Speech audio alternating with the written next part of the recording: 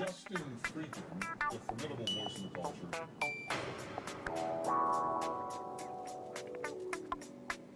Hey Justin, are you trolling?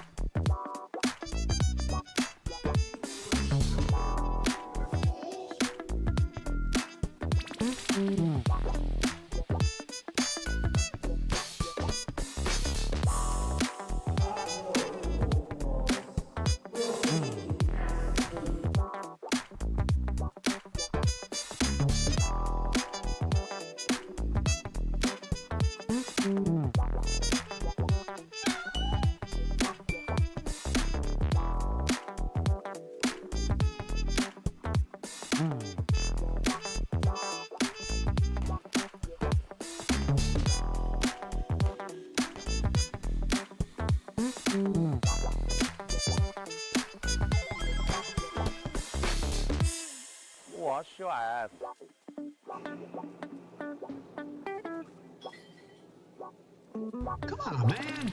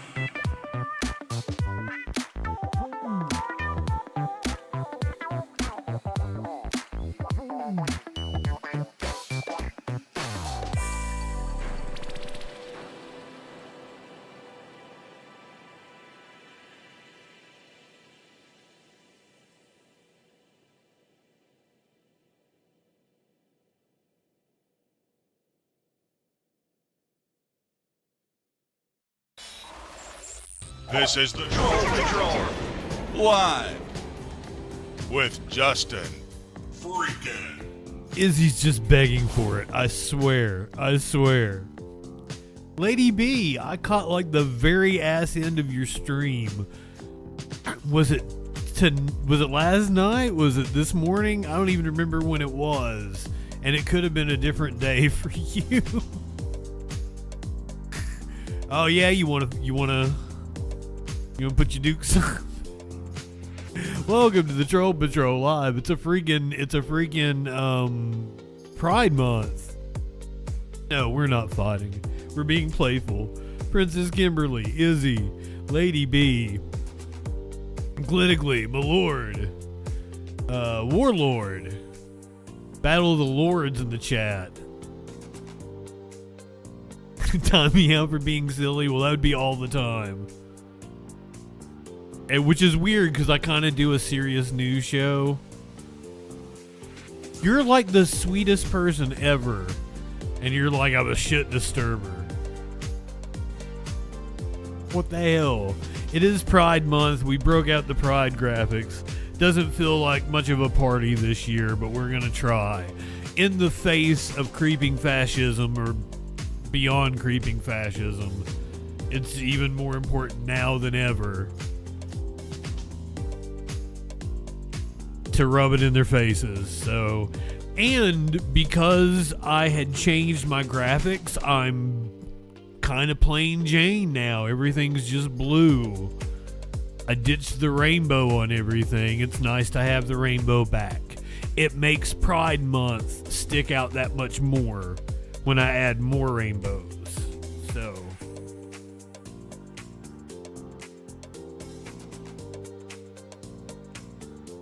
yay for rainbows. Is it still Pride Month in Australia, or is it a United States thing that it's Pride Month, kind of like with Thanksgiving? Or Thanksgivings are different?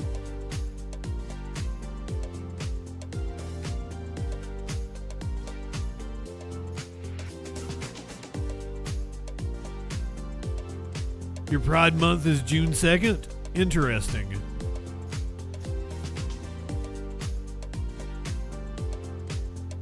You condense it all down. The whole month is into one day. I kind of like it. That's an interesting concept. I'm just messing with you. Oh, today is June 2nd. Okay, fair enough. Oh, let me tell you what news we got coming at you. Bunch of stupid shit. I was telling Curious we were smoking a bong out there, and she went to the weed store. Before she left, we were smoking a bong, and I'm like, there's been so much stupid news going on. I haven't even got to talk about the Fox News guy with the mask. Did you all see that? So we're gonna do Fox News guy with the mask tonight, but there's all kinds of other shit going on.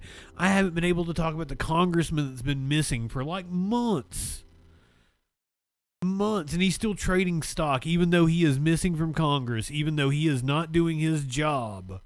He is still trading stock. Lenny, welcome in. It was good to see you this morning. I'm sorry I got there like for the ass end of your stream. Always catch everybody's ass into their stream. I get into Lady B's stream and she's saying like goodbye. I get into Lenny's stream, he's saying goodbye. I at least got to talk to you for a little bit. Lady B was like, just as soon as I came in, I got to see her pretty face for like a second, and then boom.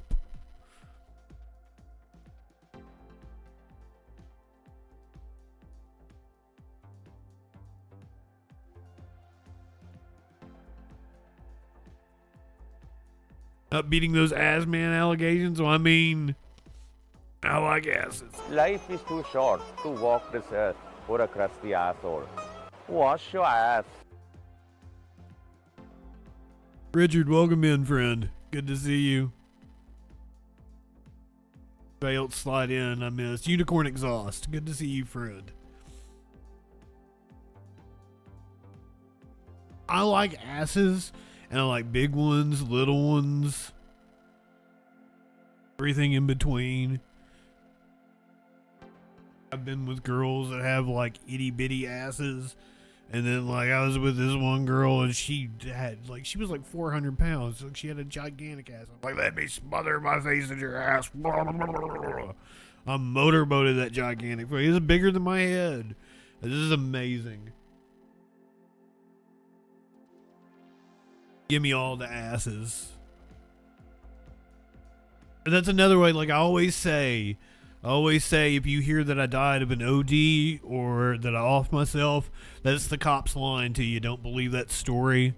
If I die having a heart attack after eating something fattening, that's likely. Die alone, having a heart attack, and the cat's eating my face. Look at Maynard looking all cute behind me. or if a giant cat eats my face off, then those are legitimate ways I passed away. I'll add to the list, a woman smothered me to death with her gigantic hips, ass, or titties. Clinically can't get in the Twitch chat. Clinically copped a ban. And we'll be back, you got about 3 more days? Something like that? Some stupid ass was in here. 2 more days. Clinically is always saying things that are borderline could get you banned. And then so when somebody comes in and mass reports people, Clinically is the recipient. I'm sorry that happened to you, friend. There was like a literal Nazi in here.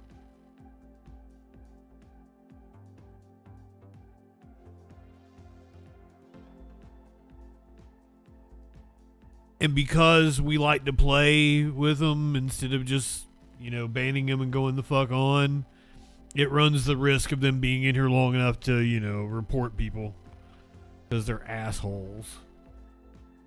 We're going to talk a lot about Delaney Hall tonight. The protests, the hunger strike. There's also a protest at the Ebola Center in Kenya. Ebola is a story that we have been covering over the last couple of weeks.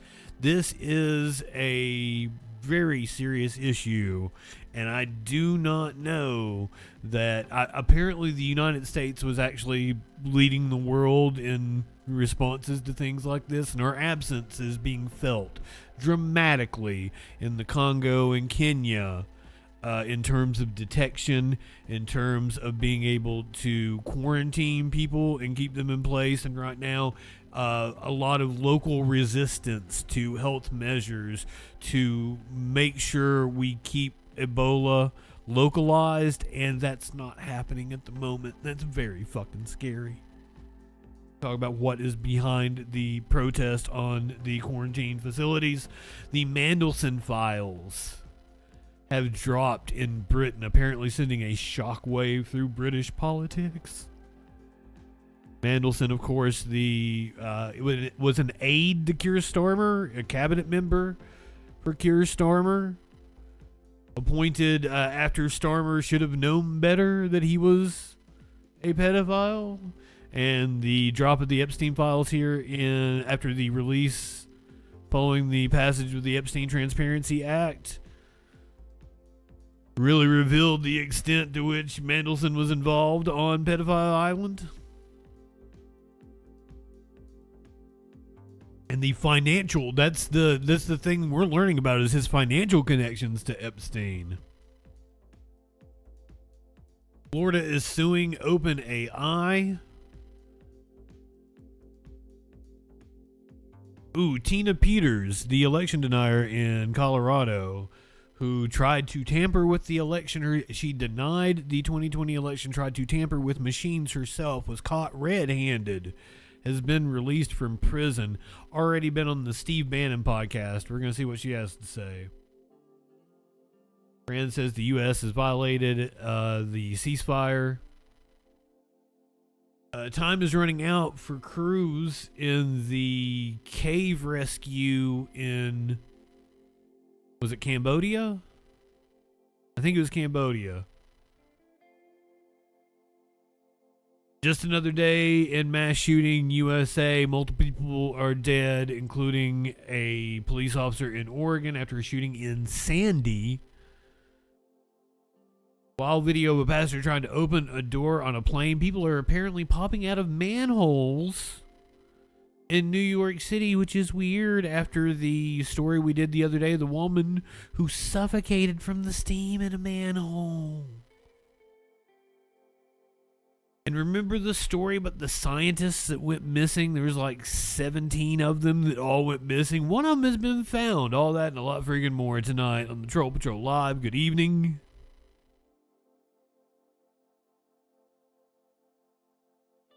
DJ Dub, welcome in, my friend. Washington.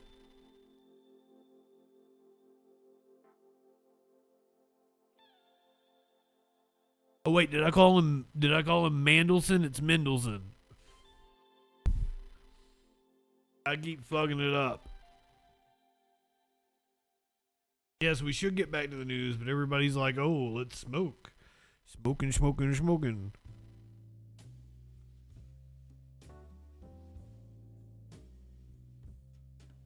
I do not have the bandwidth to keep up with what Hassan is doing, and he keeps doing things that like borderline on news topics I should talk about, because apparently he did get banned from the UK, which is absurd. What the fuck is up with that? Like, even if you disagree with his politics, like, you let war criminals travel to the UK, but you won't let goddamn Hassan Piker.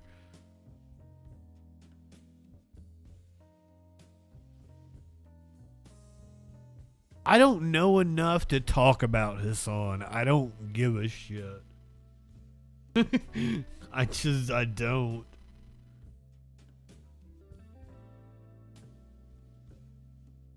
But he keeps making news, like being detained at an airport or being banned from the UK, being investigated by our government. Like, I'm value neutral. I don't have an opinion one way or another about Hassan. Couldn't tell you what his opinions are.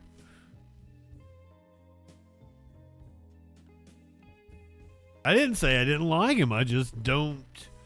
I don't watch other streamers because I don't want their opinions to like seep into me. Like, you guys can tell, right? I don't watch other, like, beyond me going and hanging out in other people's chats. Oregon Gal, good evening. You can tell, like, I'm not influenced by other people, right? I do my best not to do that, and fuck, I don't even watch the Majority Report because I found myself siding like, oh yeah, the opinion of blah blah blah in the Majority Report. I don't even fucking watch them, even though I do enjoy their programming. I don't want to, and also I don't want to see a clip there and then I play it. If you see a clip here, it is strictly because like I found it. Not because I saw it on the Majority Report or Hassan or blah, blah, blah. And it just happens to be, we happen to play the same clip because they're all newsworthy. Sports cards, good evening. And see, you say shit like that, and it makes me work even harder to make sure that everybody is informed on all the day's topics.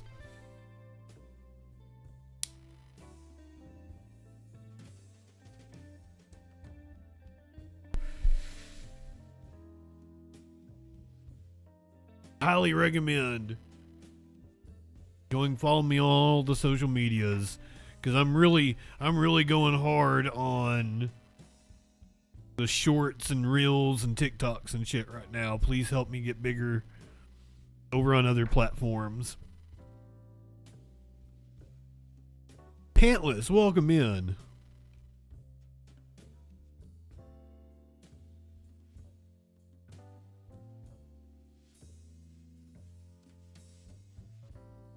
Keir Starmer has been an utter disappointment, but I'm also not British, so it's not really my, like, is it disappointing to me?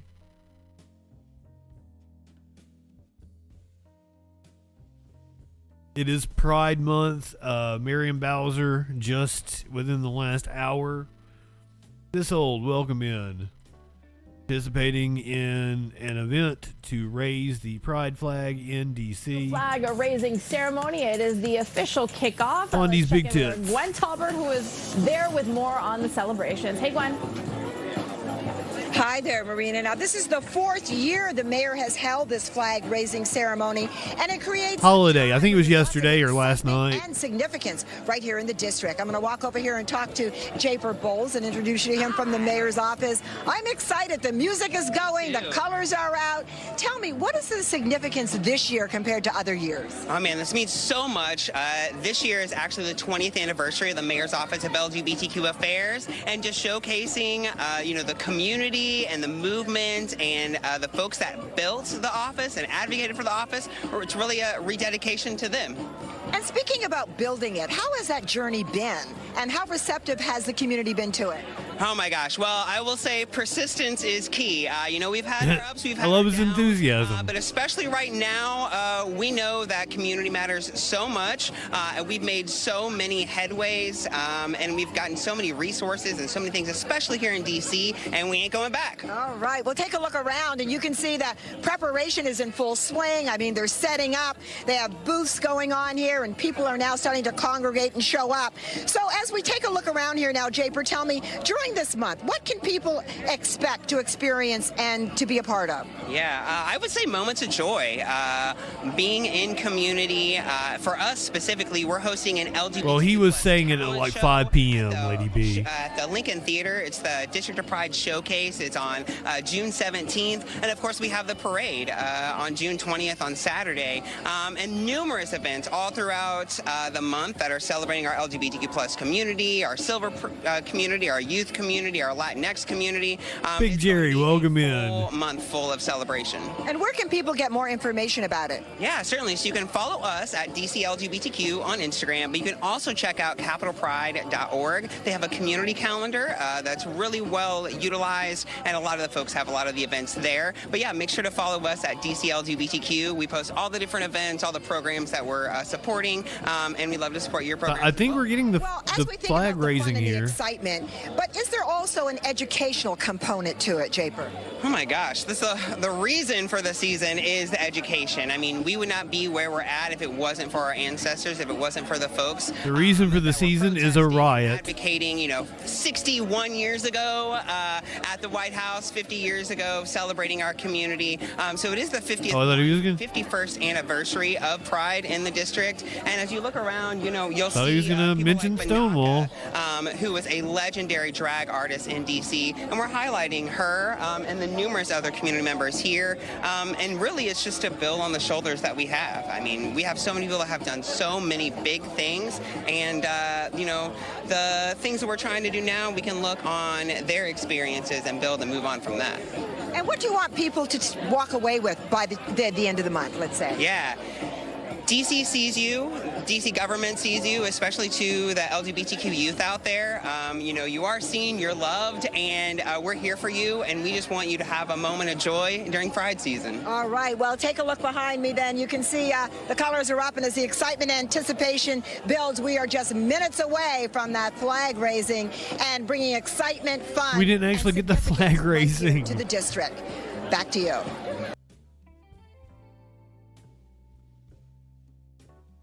What did you do to another man 61 years ago? Toto boy, I have no idea what you're talking about. What did you do to another man 61 years ago? This sounds like a personal story. I thought he was going to mention Stonewall and the throwing of the brick at the police. The riot when they tried to arrest people at a gay bar.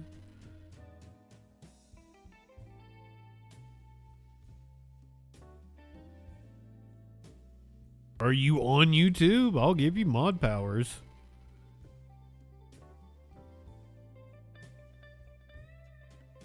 He was talking about Pride has existed for 51 years.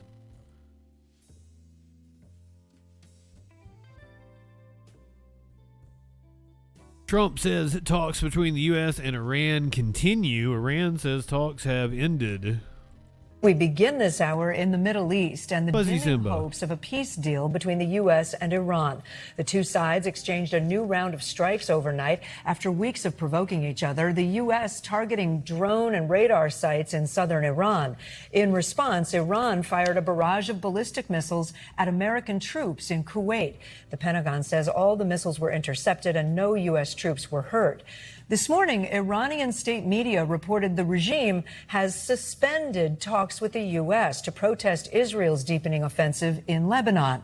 But President Trump posted later on social media that talks with the regime are continuing, quote, at a rapid pace. Joining us now, NBC News chief foreign correspondent Richard Engel in Tel Aviv, Israel, and NBC News White House correspondent Monica Alba. Monica, we'll start with you. There has been a lot of different information coming out of the White House from President Trump. He's done a series of interviews. What do we know at this hour? Yeah, and you're right to point that out, Kate, because it is painting a little bit of a confusing picture over the last few days. We've heard from the administration that they are very close to this potential tentative framework that we thought the president was reviewing. He said himself publicly that he was going to be making a final determination on that in a Situation Room meeting on Friday. Then over the weekend, it seems like that was not what was going to actually take place, that the president was seeking to refine some of the terms there. And then today he spoke to our own colleague, Garrett Haake, and responded to reports that Iranian negotiators had walked away from the table, saying that he was okay with that, that in fact the negotiations could be stalled, that the U.S. could wait Iran out for an undetermined amount of time, and that Trump says he doesn't care with that.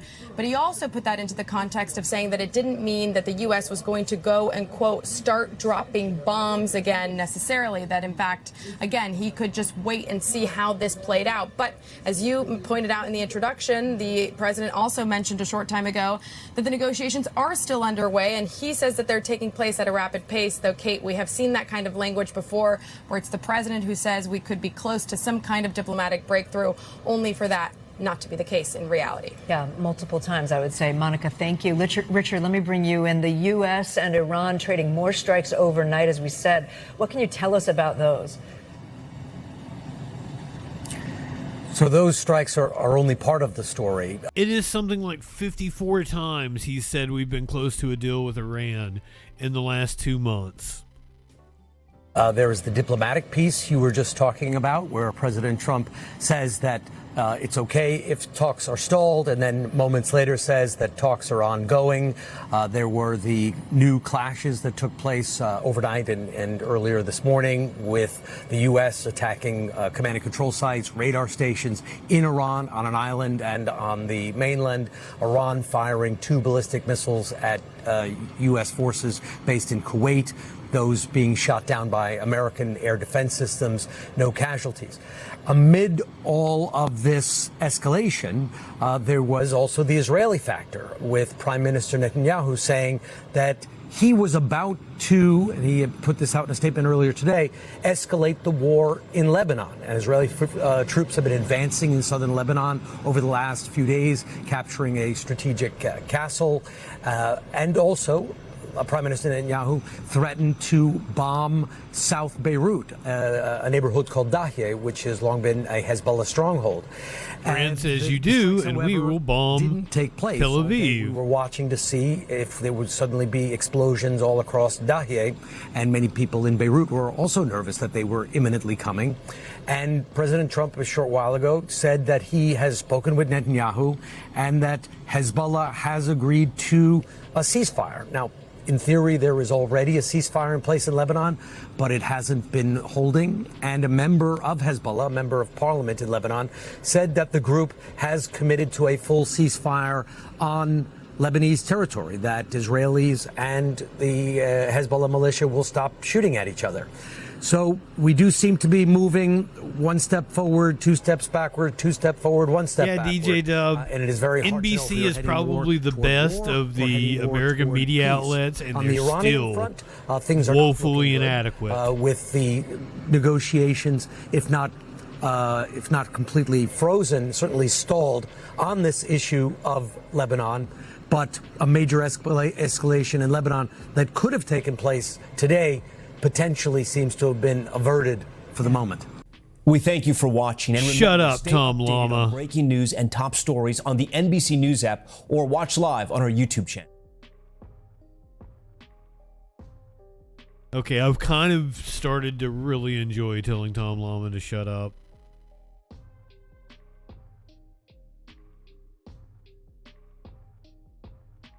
And it's wild the way they frame that. Not that Israel is an aggressor into Lebanon, a sovereign country, and they've just been bombing the shit out of them. Iran has drawn a red line and said they will bomb Israel if they continue and bomb Beirut. I do need to tell you, Lady B, they get pretty chuddy over on the YouTube. Richard is totally not one of them. hold your fire. Don't just go banning people all the time. We like the idiots.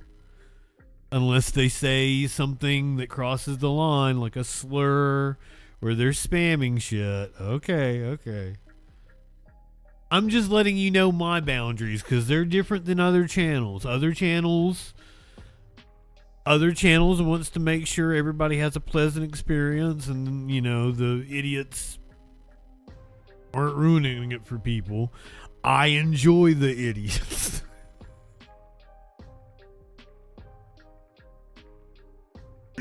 I really, really enjoy the idiots. Iran has also accused the U.S. of violating the ceasefire. Iranian state media is claiming that negotiations with the United States to end the war are on hold after the Israeli attacks on Lebanon. But President Trump says the talks are back on. CBS's Natalie Brand joins us now live from the White House tonight with these details. Natalie? Hi, Lisa, David, and we don't have another update from President Trump on where things stand, but we appear to still be in this holding pattern, waiting for a response from Iran amid, some new tensions in the region. As strikes flare in the Strait of Hormuz, images posted to a pro-Iran social media account Monday show damage to the hull of a container ship.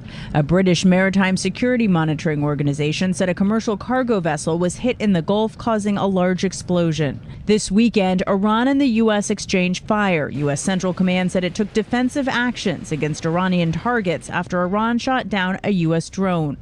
The U.S. military says it also intercepted Iranian missiles targeting American forces based in Kuwait. There's a kind of low-grade war going on in the Strait and in the Gulf right now over who gets to control that for the future. Iran has accused the U.S. of violating the ceasefire between the flare-ups in and around the Strait and Israel's decision to scale up its operation targeting Iran-backed Hezbollah in Lebanon, even seizing a medieval castle over the weekend. President Trump, in a new social media post Monday, said that he spoke to Israeli Prime Minister Benjamin Netanyahu and representatives of Hezbollah and said both sides agreed that all shooting will stop. The attempt to de-escalate comes after Iranian state media reported the fighting in Lebanon threatened the larger peace negotiations with the U.S.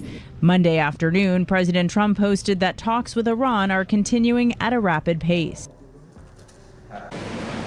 He also said he doesn't care, he doesn't care, he doesn't care. The president said that he still believes Iran wants to make a deal. Sources tell CBS News that he did make some edits to that memorandum of understanding proposed between the U.S. and Iran, specifically related to the Strait of Hormuz and also the removal of the highly enriched uranium still in Iran. Again, the White House still awaiting a response from Tehran. Lisa. Those are the sticking points. Natalie Brown, live at the White House. I just wish they wouldn't keep calling that moose a whore.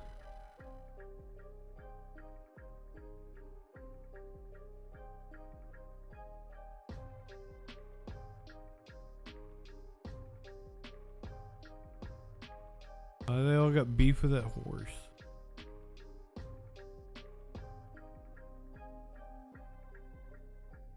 I came to Twitter to find a video. Don't remember what video I was looking for. I was like, ooh, this would be a good place to show blah blah blah. Don't remember what it was. Byronic, good evening, good to see you.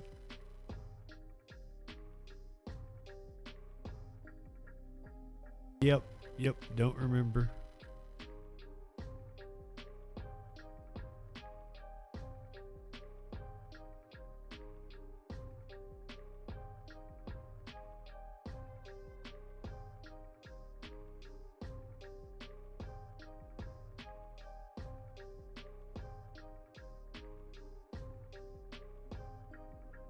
Torchy, welcome in.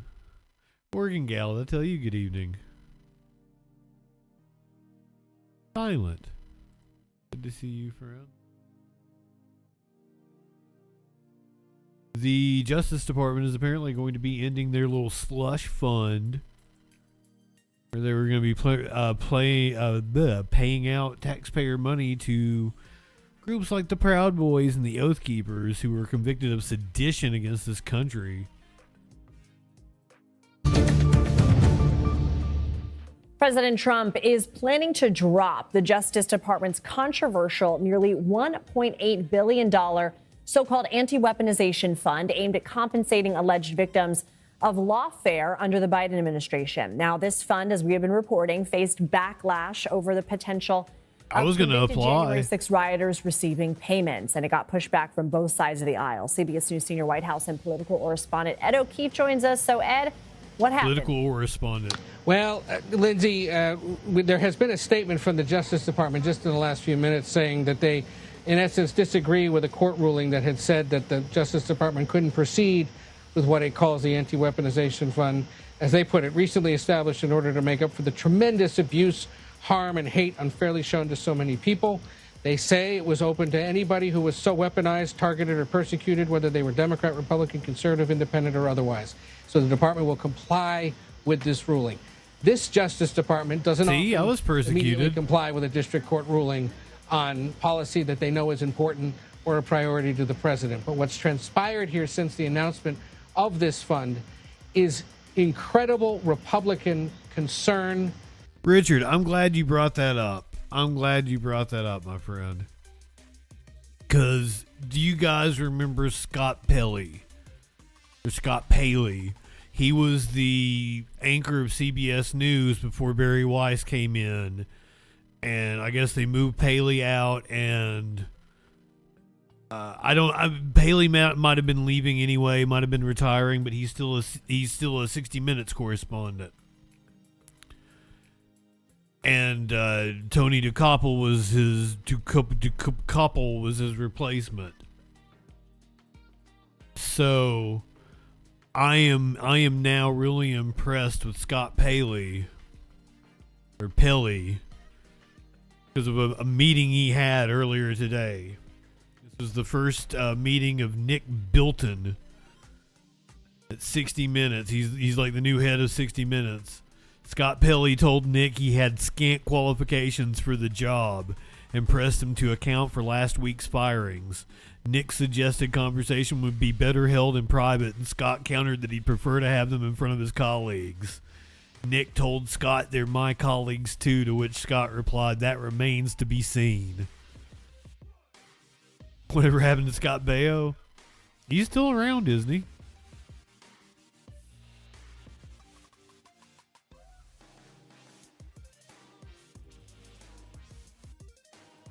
I got to sign up for the Puck News newsletter, I guess.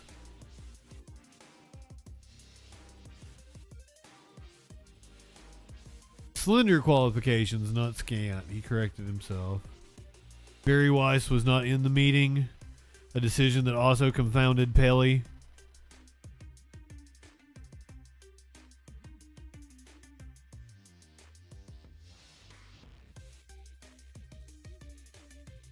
I gotta wait for Dabs for Curiouser to get back. I'll hit this bowl with you. And she should be back anytime now. And we will do Dabs. I fucking picked at my face again. I've got like a big honking scar where I had a zit. And the zit's probably like still full of pus and shit. Like, ah.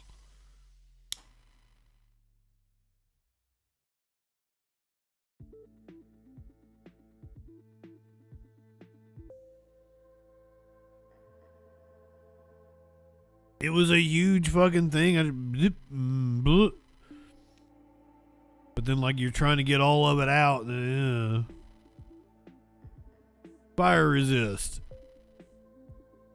First time you did a dab, you did 2 dabs where you knocked on your ass. Elemental. I know, I'm sorry. I like popping my own pimples. I don't like seeing people pop their pimples.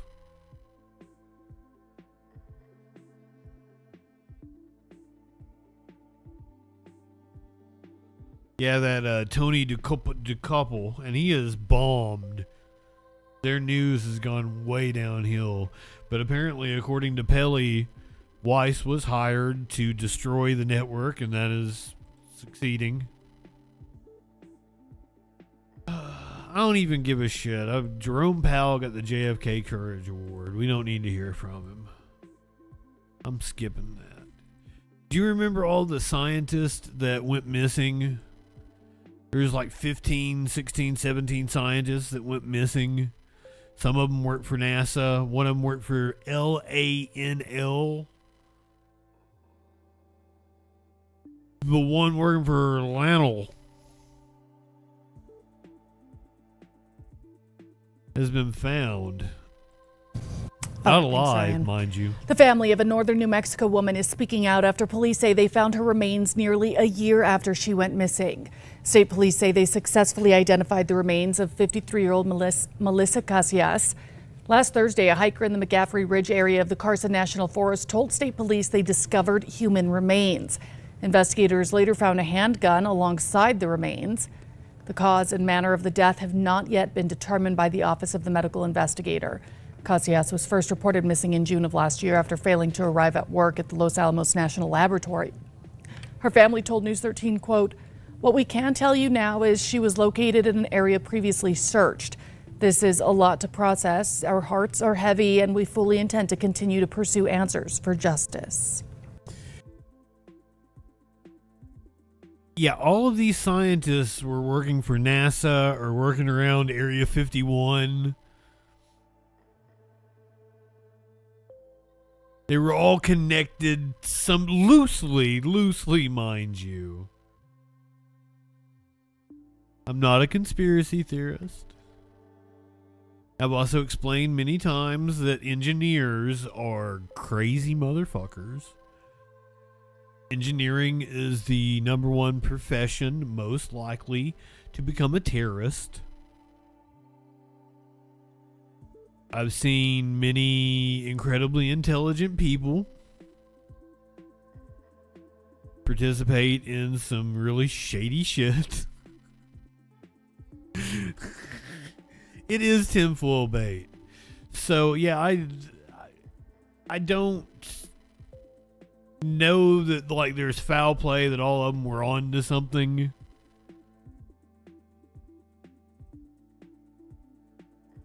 I would say more likely is that all of them were into some shady shit, because they're likely to be into shady shit just given their personality types to be able to do that kind of work.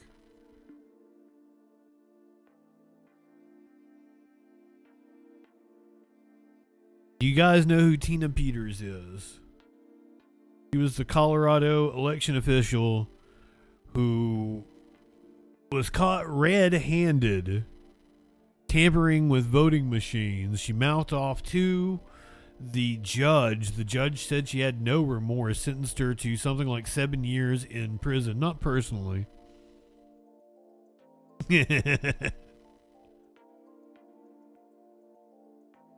Governor Jared Polis ordered her clemency. It was granted. She is free as of this afternoon, but is an affront to democracy. It is Monday, June 1st. I'm Tony Keith. Thanks for being here for News 5 at noon. Tina Peters is no longer behind bars. The former Mesa County clerk was serving prison time after a jury convicted her with election interference. Our Eleanor Sheehan is live outside La Vista Correctional Facility in Pueblo, where she was being kept. Eleanor, we had a crew there overnight. You were there all morning. Are there any updates on when or how Peters was released? Well, good afternoon to you, Tony. We don't have really any updates on how she was released. Like you said, we've been out here kind of all evening and all morning, and we did not see her exit the prison. We did, however, around 8 a.m., the Department of Corrections came outside and handed all the reporters out here this note. It pretty much just says that Tina Peters was processed and released from the CDOC today, June 1st. Also today, released in a statement, Colorado Secretary of State Jenna Griswold sent out a statement kind of in her response to this all. She said in part, quote, "The governor's grant of clemency to Tina Peters is an affront to our democracy, the people of Colorado, and its election officials across the country. It sends a dangerous message about accountability for those who attack elections," unquote. On the other hand, this morning I talked with Peters supporters who were outside the prison about what they hope for her going forward. Fight for election integrity, which she was doing in the first place. So once she gets healed, she needs healing, she needs recovery, she needs our prayers for safety. But after that, just let her do what she wants to do.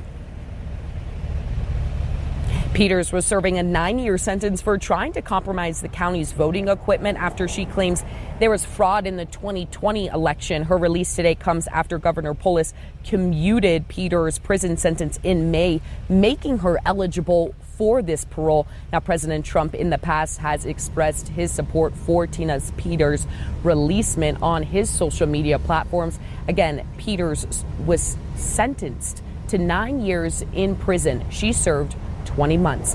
Reporting in Pueblo, Eleanor Sheehan, News 5. Thank you, Eleanor. In the past half hour, we received a statement from the attorney representing Peters. Part of it reads, like specifically, this is what I wanted to clip for YouTube. I need my reactions and everything. Come in here, we'll smoke a bowl. Okay.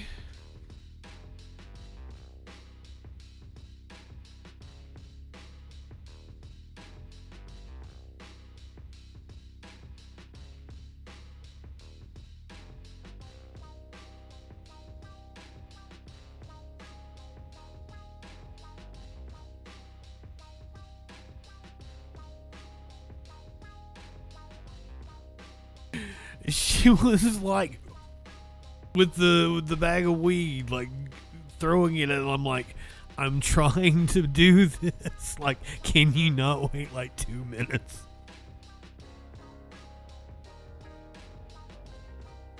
I've been going hardcore on the content for TikTok and YouTube and Facebook and Instagram and shit.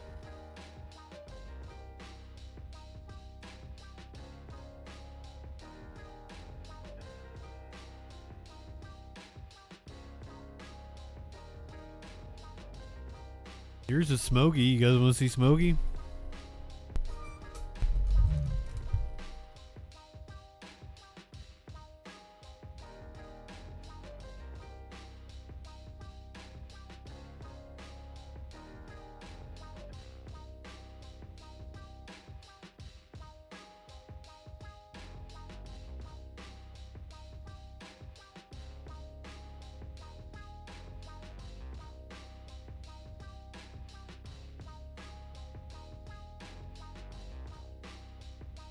I'm wearing really thin pants and he just, ow. Ow. Got me good. Well, I can tell you where Tina Peters went not long after she was released from prison. She went on with Steve Bannon. Steve Bannon's War Room. Apollo, I guess that you have a special guest with you this morning? We do. We do have a special guest, so I'll take this opportunity to announce that, yes, Tina Peters has been released successfully and she is safe. Hi, Steve. Tina, tell us what's it like to be finally a free woman? You know, Steve, I'm not even sure yet. After 606 days in prison, it's been quite the ordeal, but I really want to thank God for his faithfulness and getting me through it. And, it's been, I think probably for me, Steve, to impress upon every person out there how hard it is to lose your liberty, how easy it is to lose your liberty, but how hard it is to endure it. And, and you lost your liberty because you tried to tamper an election. Have stood with me, my close circle, Marcy, my best friend, who I called every day, After they kept putting me in the hole, she made me promise to call her in the morning and at night every day. So people that wanted to get me a message could always reach her. And of course, with Apollo and Jared and Barbara and, the other ones that have stood by me, and especially my attorneys. John Case has visited me almost every week while I was in prison. And then the financial support. I still have a fight to go. I still, even though Governor Polis reduced my sentence from 9 years to 4.5 years, I still have a fight to clear my name and bring out the truth. There is no clearing your name. Why they came after me the way they did. So it's still a long road. Because you're guilty. I'm going to spend the next few weeks regaining my health and just being with loved ones and family, and it's a miracle. It really is for Jared Polis. He pardoned 35 people and he gave clemency to 9, and I was one of the 9. And you see the horrible media and the haters that don't go after murderers and people like that he chose to pardon, but they go after me. So there is a concern there for my well-being and my safety. But I'm just very, very grateful to all of you. Thank you, Steve, for standing through with me through all of this. And I just can't thank you enough. And of course, to Tina, what we did was so easy. It was you that had to endure this. Tell people. Let's just get an update on your health. I mean, the two things, and Apollo and your attorneys, and Marcy did. She was a county election official in Colorado. And after the 2020 election, she let in a bunch of these whack job election deniers to inspect the machines, which is highly illegal. Because she had keys to the building. Because she was the county election supervisor or whatever it was. County blah, blah, blah chair. I don't know what it is in that specific county. And it was Sidney Powell and that crew. It caught red-handed, and then when she was in front of the judge, she still contended that she was correct. The election was stolen. She, as red-handed as you can catch a person in a crime. Such a great job at keeping people in the loop and making sure that we could have the information to do shows about you. But tell people, first off, the two things we had most concern about, besides how the injustice of it in your cause, was. This is wild because it's one of those stories that has happened completely in the time that I have been doing the Troll Patrol. She committed the crime. We covered the crime, the trial. She got sentenced to 4 years, has done her 4 years and gotten out. All in the time I've been doing the Troll Patrol. It's crazy. Your health and your security. Tell us first, tell the audience about your health. Tell us, where do we really stand with that? Well, I've developed a few things from being in prison. One of the things is, I've had some digestive issues, some acid reflux, some, things like that where, but if you can imagine the food there is, people ask me, she gets heartburn, guys. What do you want to do when you get out? And I said, I want she's been drinking toilet wine. Steak and a nice green salad with avocado, tomatoes, cucumber. I hadn't had a tomato for almost 2 years. I'm just 4 months shy of being incarcerated for 2 years. And so things like that people will take for granted. Marcy went and bought me a Sonicare toothbrush. I've been using a toothbrush about that long for all this time. And, the food in prison is horrible. I mean, it has sugar and salt, so a lot of people become sick. My A1C diabetes runs in my family, but I've always managed it well with my diet, and that has deteriorated that way with my blood sugar. Oh, she won't. Either salt or sugar. You don't really have the proper nutrition that you need. So I'm going to be getting checked out by doctors, and I've got a lot of growth that came on my skin that in places where the sun don't shine. Yeah, right. And so I need to have that checked out. The water, there was concerns about the water. There was a dog program at the prison, which is now closed down, but they even, because there was so much lead in the water, they even gave the dogs filtered water, purified water. So there's things like that.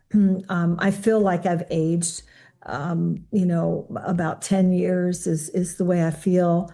So I just need to take some time, regain my health, get back to the way I have always taken care of myself in the past, and then get back and get to work again. Yeah, it was the 2020 election. She was a county election official, and she let Sidney Powell and a bunch of other election deniers in to see the machines, to audit the machines or whatever the hell they did.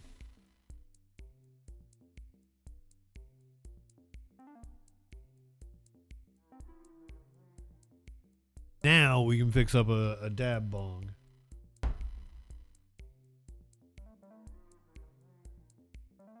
Before we do the rest of this bullshit.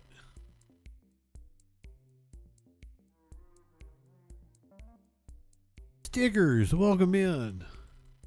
She is a lizard person. Flo, did I tell you good evening? Florida now suing OpenAI. I believe this has to do with the school shooting, but I may be wrong on that. This may be separate. Florida's Attorney General has filed a first-of-its-kind lawsuit against OpenAI and its CEO, Sam Altman. The wide-ranging civil lawsuit alleges the company marketed a product that it knew was unsafe. Florida also has a separate criminal investigation going on into the company. Earlier today, the state's Attorney General said OpenAI is putting profit over safety. ChatGPT works quickly to create, promote, and aid users in whatever task they are engaging in. It aids them even if they are pursuing violence. Sam Altman and ChatGPT have chosen the AI race over the safety and security of our kids. NBC News has reached out to OpenAI and Sam Altman for comment. We have not heard back. The company has previously said it designs its systems with, quote, safe. So yeah, this was in relation to the FSU shooting that happened, was it 2 years ago, a year and a half ago, something like that? And the student consulted, he was a college student, he consulted with ChatGPT, and it helped coach him through the school shooting, and I think one person died. Safety at every step, unquote. Joining us is NBC News legal analyst Misty Maris. Misty, this is a long document. Can you take us through some of the arguments? Because they are citing some specific examples, right? Absolutely. So the claims are deceptive trade practices, negligence, products liability, design defect, failure to warn, fraudulent misrepresentation, and public nuisance. And the crux of the case, Kate, is that there are dangerous issues with this particular platform, and the company is failing to disclose them and even intentionally shielding the public from them. They say that this platform causes danger of addictions, cognitive decline, suicide, violence, and other related harms. So essentially, the argument is that profits are being put over the safety of the users in the state of Florida. And the lawsuit also is seeking to hold CEO Sam Altman personally liable. How challenging is that going to be for just legally for the state attorney general's office? It's not only challenging, it's also another unique I just happen to have that legal theory against an executive of a company seeking to hold them personally liable. So this is really the first of its kind, Kate. We've seen a lot of different lawsuits, but it's mirroring the types of legal arguments we saw with Big Pharma and tobacco, where you actually saw personal liability for those who are making corporate decisions, which the corporation would generally shield them from personal liability. The cases would be against the company only. So there's a higher standard for that personal liability, and it's gross negligence or fraud. And they'll also have to connect Altman specifically to the decisions that they say created the harm. So that will be a challenging legal argument, but we've definitely seen it play out. And this is right after Altman had the lawsuit that Elon brought against him thrown out. This man just keeps getting lawsuits coming at him. Out before in those other areas, and if successful, it could be a game changer to the way that they approach safety concerns and risk management behind the scenes. And Misty, we haven't heard back from OpenAI, but what kind of a defense would you expect? Many of the arguments that they've raised publicly in response to other lawsuits, including this one, is that there are safety protocols and procedures in place and that they're constantly trying to improve those over time. So I would expect to see a lot of behind the scenes about what types of safety protocols were put in place in order to combat these types of harms. And I think we'll see that play out in the course of this lawsuit, as well as the many others that are also happening simultaneously. Misty Maris for us. Misty, thank you. We thank Shut you for up, watching. Tom And remember, Llama. stay updated on breaking news and top stories on the NBC News app or watch live on our YouTube channel. What do you guys like better? Shut up, Tom Llama? Shut up, Tom Lester. Shut up, Lester. Maybe I should just shorten it to Shut Up Llama. God damn it, Tom Llama.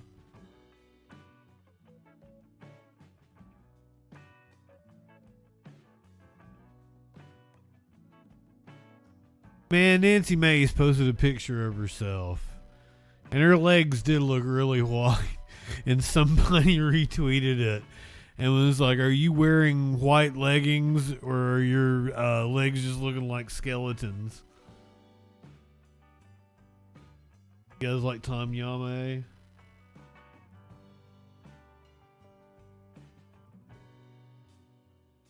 Felt sorry for Nancy. I think I can fix her.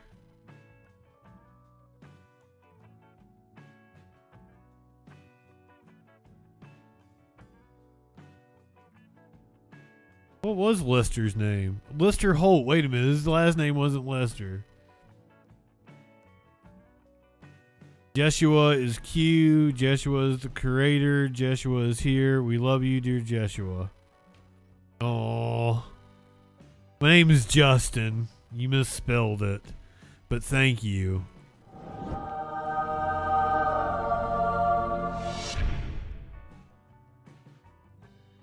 Justin Freakin, pleasure to meet you.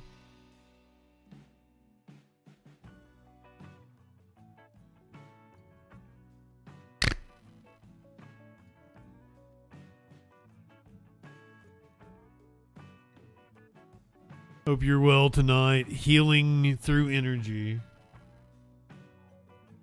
We've had an encounter with you before, haven't we? Lady B, you still here?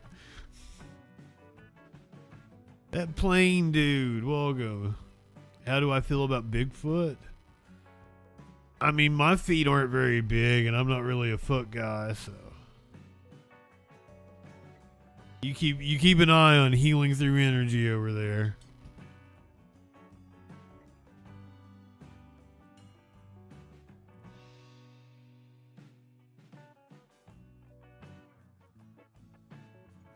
Did you guys see The Mask?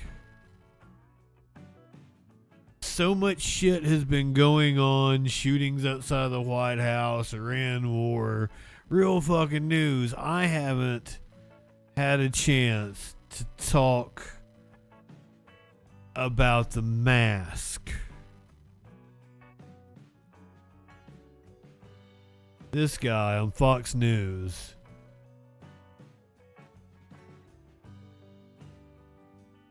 The former deputy commander of CENTCOM, Robert Harward. This is his appearance, people. General's exactly right about the point he makes. And also, Iran has a vote in There's this something as up well. with his neck here. They've reconfigured a number. Let me make it full screen for you here.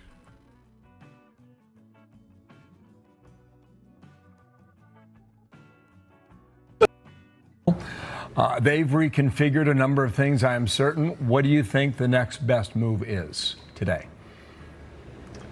Well, I agree with the general completely, with one caveat.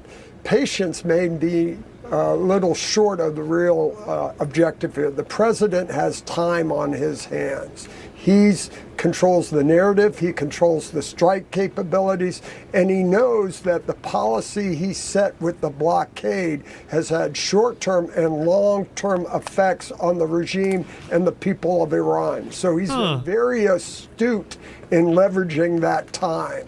And so I don't see it as negotiations. It really is capitulation. The president's made it very clear. You will not have a nuclear weapon. You will not have the material. Surrender that. And you will ensure that the Straits of Hormuz are open to free commerce, that you have no claims for surcharge or approving. Those two things are irreversibly, and the president knows he's in the position to demand those. So I think in that sense, he controls the narrative and when he would strike. I'd also say that patience and the request from Saudi, Qatar, UAE may be more also religious at the moment. You're in the middle of Hajj. You have millions of Muslims in Saudi doing their annual Hajj at the end of this month, and that includes 30,000 Iranians. And so that plays into the calculus. Do you want to strike during Hajj, which is a very sacred Muslim month in activity, followed by Eid al-Adha? So both of those things are the time equation, and that's what the president controls most. So he can take his time, let the blockade and the economic sanctions continue to erode the economy of Iran, erode the power of the regime, enhance the hatred that all the Iranians in Iran have for the regime. So all those things work in his favor, and he can strike whenever he wants to. Okay, but that said, this from a U.S. senior official reported in. Everything about this is weird, like the way his neck is flapping like a frog or some shit.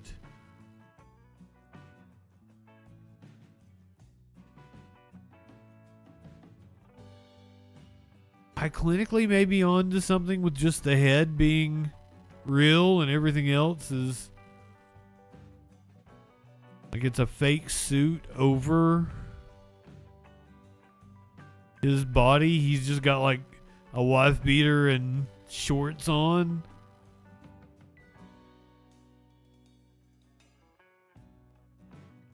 Looks like a Wallace and Gromit villain.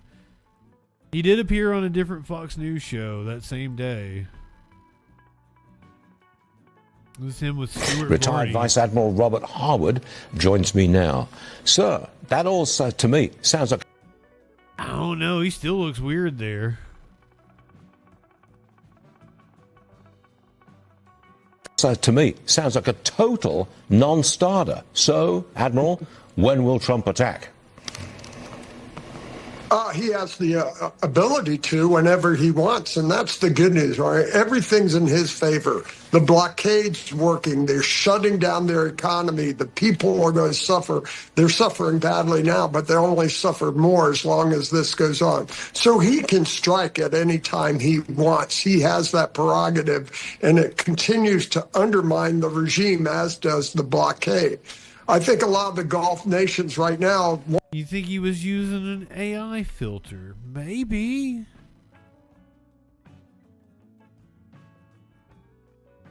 Maybe, I don't know.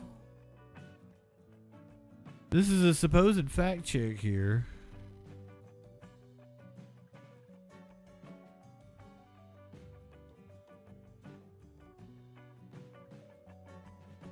Reached out to Fox, Harwood, and the Jewish Institute for National Security of America, where Harwood is a national security expert. A Fox News spokesperson provided this response. Vice Admiral Robert Harwood appeared on Fox News Channel earlier this week via a remote mobile camera operated by an outside vendor. During the interview, lighting conditions in the van contrasted with the Vice Admiral's jacket, which caused a shadow to appear on his neck. I mean, I guess it could be weird lighting. GINSA, Director of Communications, responded, we appreciate that the Vice Admiral Harwood's interview has been a source of some internet levity these past 24 hours. We've had a good laugh over it, but it was not a mask. His May 19th interview on Fox News was conducted from a mobile studio unit. Harwood conducted a different interview an hour later on Fox Business at 10 using his personal device and without the benefit of professional lighting. And looked better without the benefit of professional lighting.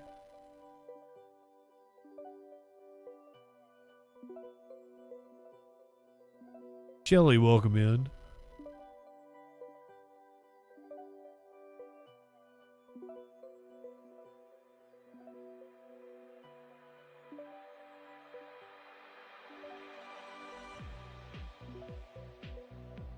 Tomorrow night is the California primary. We're going to find out the top two in the LA mayor's race. Is it going to be Spencer Pratt? Perhaps it's going to be Nimra Rahman. Did I say her name right? I might have fucked it up again.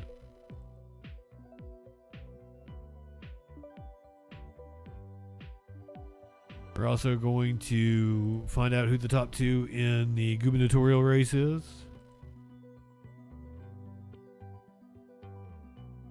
Apparently a voting center was vandalized. BW, welcome in. Be careful over there on YouTube. Lady B will keep you in line. Put the whip on you.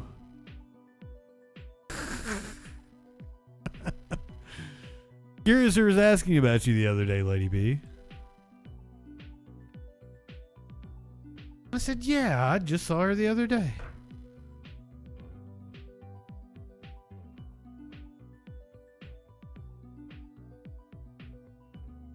Ballots burned, voting center vandalized. Burned ballots and voting center vandalism. This morning, election officials are dealing with two separate election security investigations. NBC4's John Caddis-Klimack is live at the LA County Registrar in Norwalk. John, talk to us about what's being done to keep ballots safe. There's a real concern now. Well, you know, it's interesting because they call these isolated incidents, and yet we're dealing with two. One of them has to do with one of these ballot drop-off points, which you would think it's supposed to be super secure. The only thing you can do is perhaps stick something in there to set something on fire inside, and maybe that's what happened. But I don't take it to Long Beach because that's one of the other issues that they're dealing with too. We had a crew down there this morning, couldn't see any of the damage inside, but this is Cesar Chavez Park Voting Center. LA County Registrar Recorder Clerk says that sometime Saturday night into early Sunday, someone broke in. They used the word vandalism, although didn't get into much detail as to what that all means, only to say it didn't interfere with voting operations there. But that's just one incident. The other, News Chopper 4, over it last night in downtown Los Angeles. This outside the Department of Public Social Services Civic Center location. The Registrar Recorder Clerk saying that a limited number of ballots inside Aaron, the box welcome were set up. in. We're going to have the battle of the lords over here. We got M-Lord, we got Warlord. High Lord now. How high are you? Not high enough for this shit, probably. On fire, and you can see the box there doesn't itself look like it's damaged on the outside, but inside, You're Willie where there were Nelson some high. mail-in ballots, those You're burned. smoking some The of the registrar best says that they have dope about God ever put 420 of these breath in. ballot boxes around the county, and they're checked. I'm and sorry to hear serviced that. every single day during the voting season. And these ballots, they haven't said how many were damaged, but they say that they were found during one of those retrieval moments. So they think it happened between those collections. So we spoke with the county registrar recorder clerk Dean Logan throughout this process, and this is what he said about the integrity of your ballot. I think most important, what I want to convey to voters is that every vote is taken very seriously and is given the same level of security and integrity and transparency. We take that very seriously. Of course, both of these incidents are under investigation, and the county is saying that if they find out who's behind any of these, they're going to face some very stiff penalties. Reporting live in Norwalk on the eve of the primaries. I'm John Cadiz-Klimak, today in LA.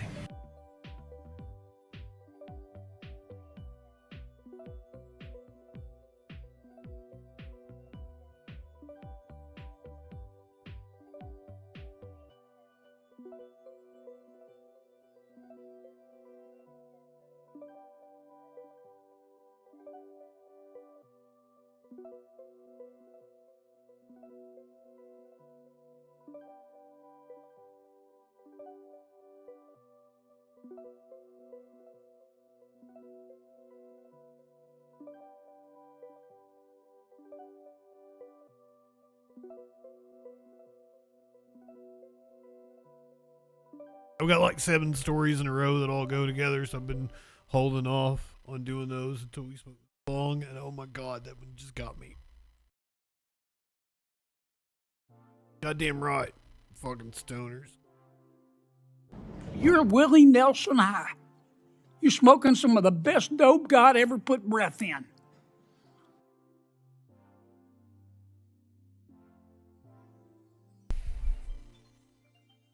Imagine they were smoking weed that was like 0.5% THC at Woodstock. They were to take a rip of that shit with the concentrate and everything in it.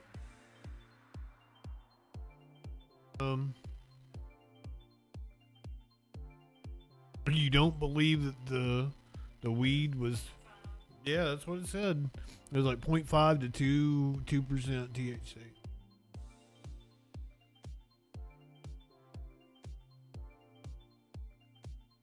What was like in the 90s or something? It was like the average was like 15-17%, I think, and now it's like 22. So why wouldn't you? Well, if you're getting it from a store like we are, yeah.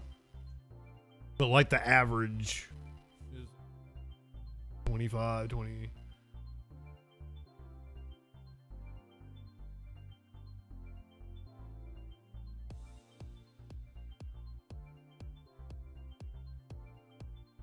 .5 to 2%.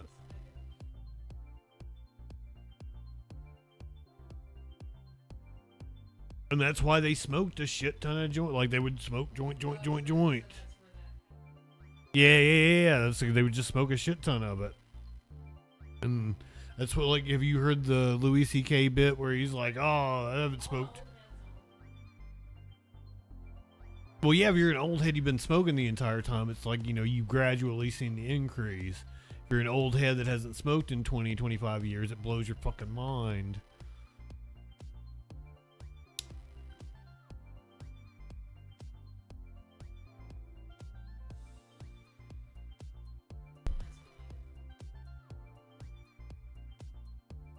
Let me see if I can find that fact here.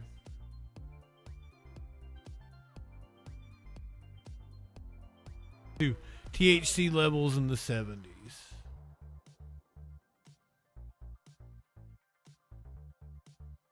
American Psychological Association says it hovered around 1% in the 60s and 70s.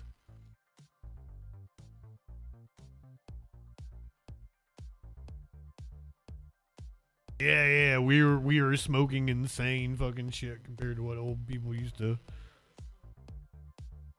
True.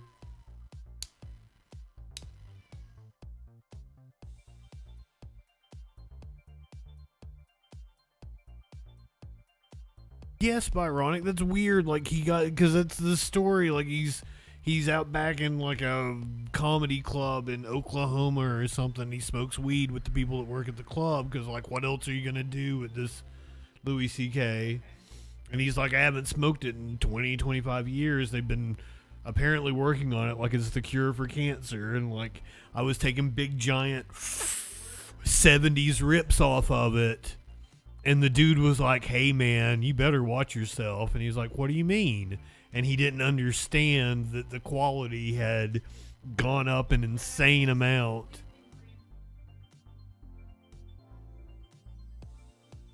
Yeah, you've just gradually seen the increase.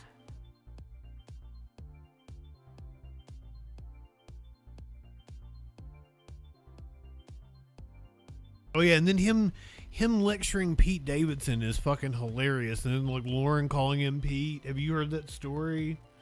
Lauren calls Pete in and was like, Louis said I should talk to you about your weed smoking. And Pete's like, it's a Pete stand-up bit, and Pete's like, didn't you guys do coke in the 80s? And he's like, yeah.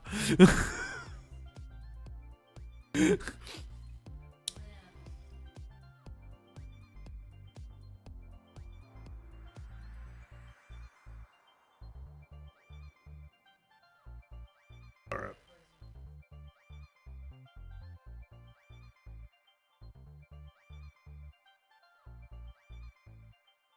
Something came up. It was a combination, and it was something really odd, and I did your song,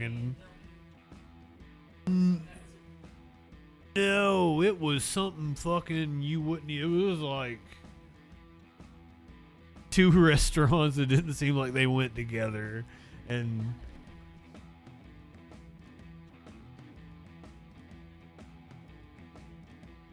at the time he was really respected. Anyway, so yeah, Pete Davidson is totally top notch. All right, now we can do the series of like 7 stories that are all related that I'll clip and put together on YouTube. We're properly high enough for this shit.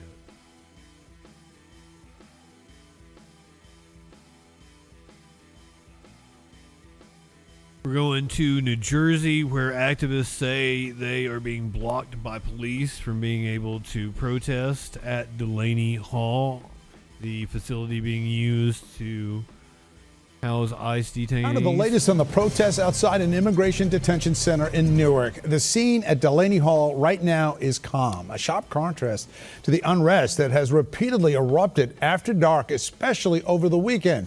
New Jersey reporter Tony Yates joining us live in Newark with more. By the way, I raided into Mercado Media last night. I hope you guys stayed for that because I dropped you in at like the perfect time. I stayed for it. The tension was high. I'm getting ready to show you some highlights of what happened. But I probably dropped you into Mercado Media about 20 minutes before the curfew, and then it was on. Tony. Yeah, David, I can tell you the absolute worst that we're seeing outside right now here today is the traffic along this intersection. All of the cars, the dump trucks, the 18-wheelers, they've all got to navigate this new line that state police have established to keep everybody about a half mile away from Delaney Hall to keep things calm outside of the detention center. The barricades are moved about a half mile south of Delaney Hall. Protesters aren't allowed past them or the state police patrolling. It's a reflection on the government, whether here in Jersey with Democrats or Alabama with Republicans. They only let you do what they want you to let you do, not what your constitutional rights are. So the sights and sounds of resistance are planted here. No let up in supporting the detainees, some who have been held for months after they showed up for work or school or immigration appointments, only to be hauled away by ICE agents. Protests have been happening outside Delaney Hall for a year, mostly peaceful, until the reports of ill treatment inside, so much so, detainees began their hunger and labor strike. Protests on the outside ramped up and the atmosphere became more volatile night after night with clashes and injuries and arrests, even with state police and local police called in to keep the calm. As the situation intensified, additional support was needed. Because of their good, fast work, arrests were limited to 3 people. Let me be clear. Violent, chaotic clashes hurt everyone. So during the day at the intersection of Doremus and Wilson Avenues, even with the traffic nightmare it's all caused, activists show up to keep the call out there to close Delaney Hall. What they're doing is horrendous, and they're trying to protect it from us dismantling it. So it makes sense because they have the power to keep us away, but we're still trying to get our voices out and let the community know there's a lot of things we can still do to dismantle the concentration camps. This is horrible. I have children and I cannot believe that this is the world that I'm presenting to them. I can't sit by and allow this to happen. Now, there is a small group of protesters on one corner, but as we've learned, as the day wears on, it's usually when more and more protesters show up. Earlier last week, it was a lot of protesters against ICE agents, but out here at this point, you have state police and Newark police officers whose primary assignment is to keep the peace. For now, we're live here in Newark. Tony Yates, Channel 7 Eyewitness News. What do you want to say, Monkey Cheryl? I'm not going to tell her to be my GOP mommy.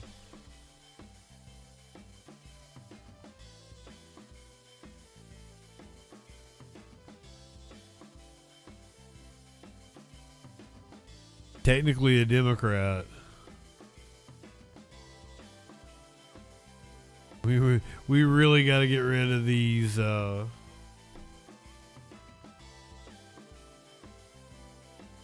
CIA cop types. He was a federal prosecutor and a naval officer.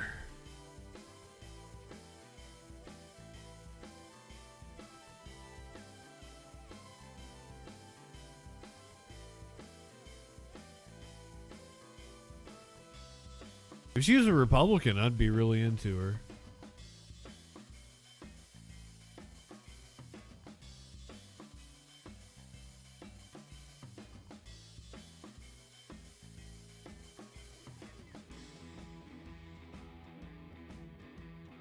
Haven't seen a phone number.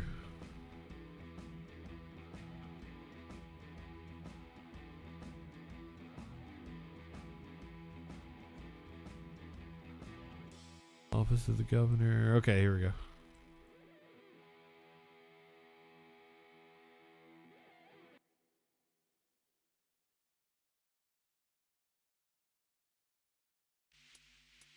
Mikey Sherrill. Our phone lines are monitored from 9 a.m. to 5 p.m., Monday through Friday. If you would like to send a message to the governor, please visit https://nj.gov/governor/contact.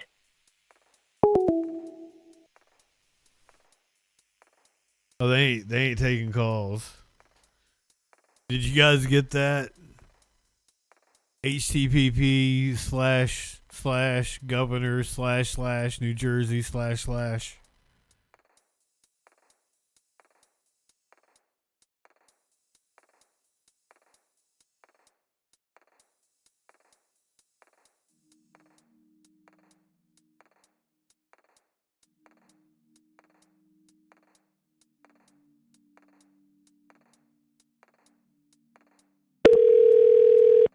Thank you for calling the office of Governor Mikey Sherrill.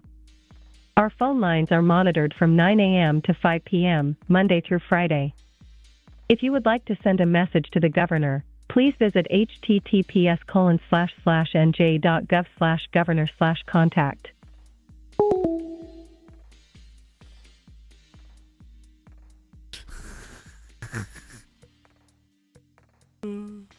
Or maybe she just wants her constituents to call during business hours, which is perfectly fine, I assume.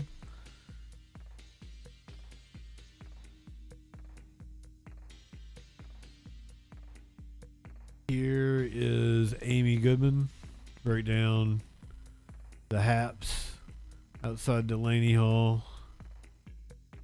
Jersey, as today marks 11 days since an estimated 300 immigrants detained at the Delaney Hall Newark ICE jail began a hunger and labor strike demanding their immediate release. Protesters and organizers continued to gather near the massive jail over the weekend after New Jersey State Police imposed a barricade about a half-mile long around Delaney's Hall perimeter. Activists denounced New Jersey Governor Mikey Sherrill for deploying state police, with officers in riot gear reportedly beating up protesters. Newark Mayor Ras Baraka has imposed a nightly curfew around Delaney Hall until further notice. There were reports of more arrests Sunday night as some protesters defied the curfew. Mayor Baraka's announcement Sunday came after another weekend of clashes between protesters and law enforcement.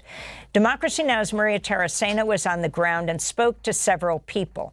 This is Sally Pillay, a mutual aid advocate with Eyes on ICE New Jersey. She described the chaotic scene as state police swarmed the protest outside Delaney Hall Saturday night.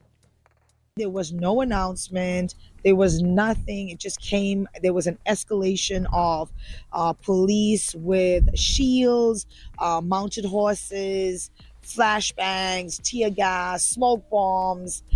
That was just one after the other. And there was just no sense of safeness that people in the crowd felt. We do mutual aid and support for the families. We had nothing to do with the protests that were going on, but the way the state police moved and the local police moved against the crowd from the north side coming down Doremus Avenue, it started to shove the crowd towards the white mutual aid tent. And so we felt very trapped, and then the smoke was coming in, and so we had to escape.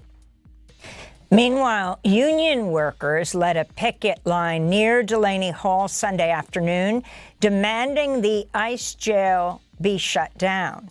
For more on the latest, we're joined by Bob Hennelly. He's the award-winning investigative journalist, general manager of WBAI Pacifica. He's a former Radio guitarist in New for the York, Eagles. also host of What's Going On Labor Monday, and has been covering the protests at Delaney Hall. His new piece for Salon is titled "Escalating Tensions at Newark Migrant Prison Draws Ire of Lawmakers." Bob, if you can go through the weekend with the New Jersey governor, who actually has called for Delaney Hall to be shut down, calling out New Jersey state troopers, and take us through the weekend, right through the state of exception or emergency. She has been there herself and was denied entry to Delaney Hall. She has called for it to be shut down, but has also called the state police on protesters. It's a very weird dynamic, don't you think? The Newark mayor has now imposed. So I do think we do have to introduce one element here that in your comprehensive lead-in you didn't include, which was the decision by the Trump administration last week with Secretary Mullin threatening to actually close the international arrival function at Newark Liberty Airport right as the World Cup is about to start. And all of the states in this region have invested heavily in that. Also, what is most disturbing, perhaps, is that anyone who's been around for a while, and I have the fortune and privilege to be in that category, you have to recall that in 1967, the deployment during what has been called the rebellion in Newark with the state police and National Guard and the same kind of freelance vibe, it's actually disturbing, resulted in the death of 27 people. And a subsequent report by the Lilly Commission, which was convened by Governor Hughes, much like the Kerner Commission, found that actually the state police and National Guard extended the period of time of civil unrest, contributing to the length of chaos because they actually targeted black businesses for destruction. I'm not suggesting that happened here, but it is disturbing that it's such an ahistorical response. And what it does do is make the conflict and the police violence, which of course, the likes of the New York Post and 770, that's what they want, takes us off the heroism of the detainees who have written these three letters I said last time I was lucky enough to be on with you, where they've written something that I think that historians will say is equivalent to the Declaration of Independence, because they so vividly describe the way they've been deprived of all the basic human rights that we come to associate with this nation. And we know from speaking with scholars, they enjoy, and yet we have a period of lawlessness in this country where the Trump administration is just systematically ignoring writ of habeas corpuses that have been issued by Article 3 courts. And I just think it's also foreseeable. You do know, because you covered it when it happened, back in May of 2025, Mayor Baraka was taken off the street by masked federal agents. I recall this all the time because this is when it really started.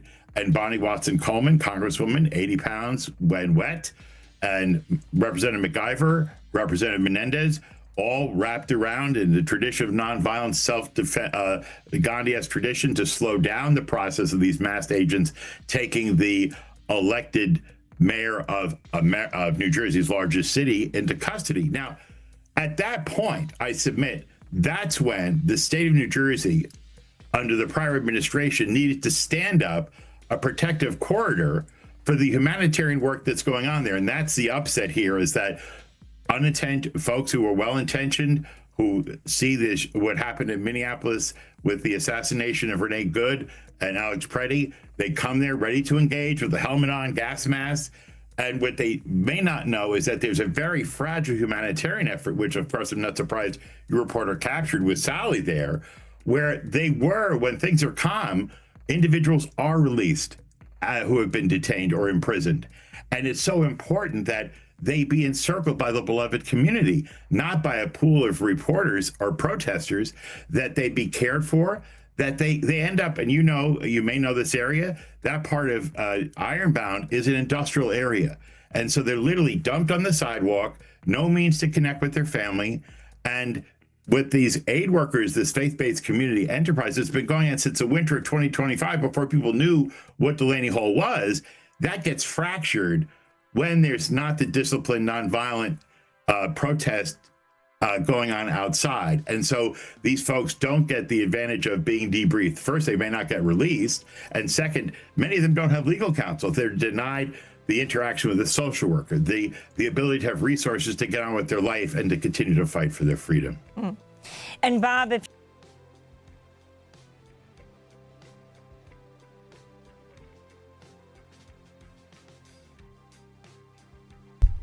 he's correct, and I hate all the right-wing agitators that show up that are just looking to make a buck. The social media influencer types. They're the ones.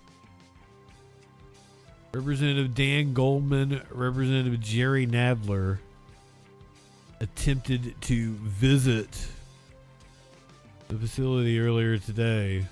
They are scared of our solidarity here in the state, and they're trying to break it apart. They're trying to break it apart, and this is not right. But this is not going to stop us. The stories that we've heard out of here are horrific, and unfortunately consistent with what we've been hearing across the country, and ICE continues to blatantly lie about the conditions in all of these detention facilities. I've been to MDC in Brooklyn, where the immigration folks are treated like criminals, even though they have no criminal record. That means their demands is not close. We are counting on you. Please free those people. Please. You're not allowed to go. You're not allowed. Wherever he goes, I go. You're not allowed to go. You're not going to be allowed to go in. That's fine. Yes, okay. You're not going to be allowed to go in. Right. You're not going to go in. It appears they were let in. I don't know the update about that. Senator Andy Kim was actually on the floor earlier today.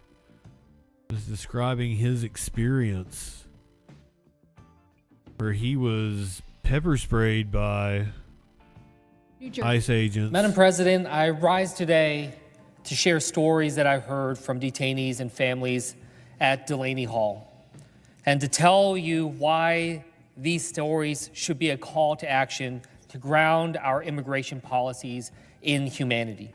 There are currently approximately 800 detainees at Delaney Hall, which is located in Newark, New Jersey. Over the past week, it's become an example of our broken immigration system.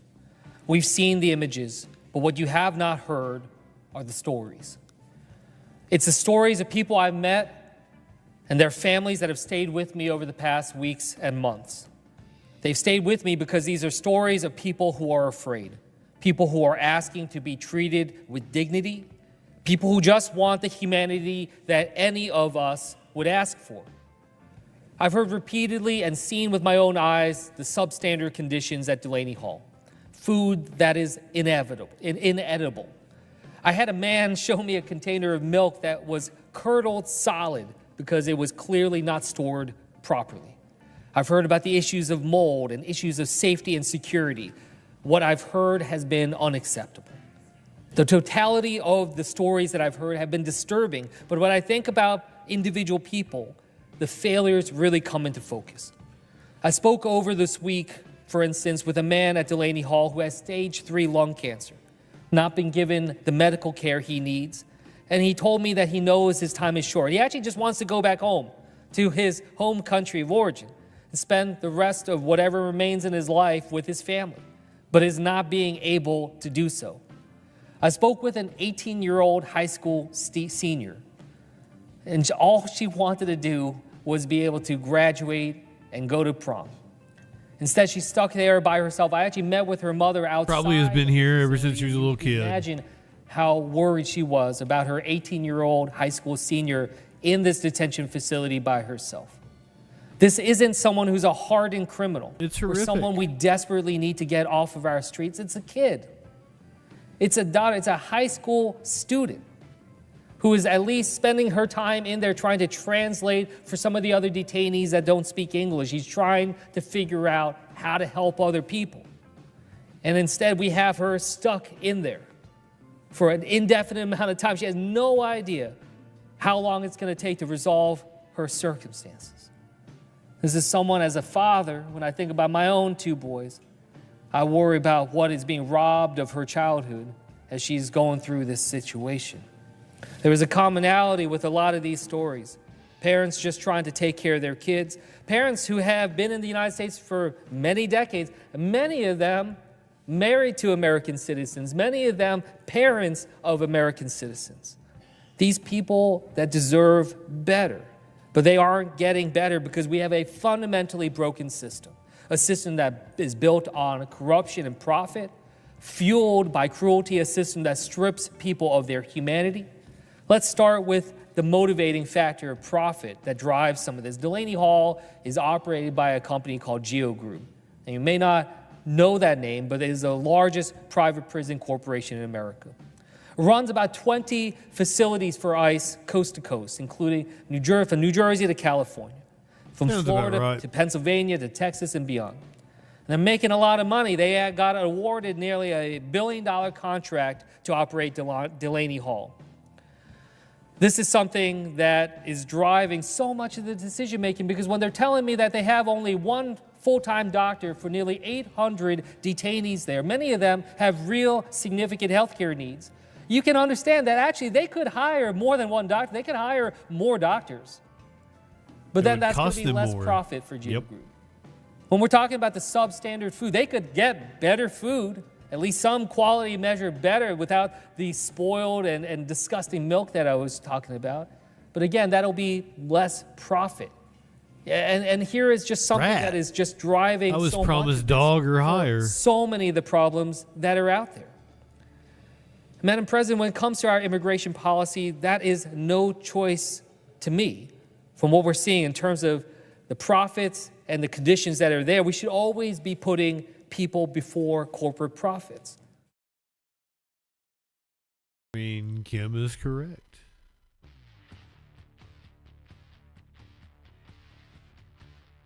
Let's hear why we should put profits in front of people.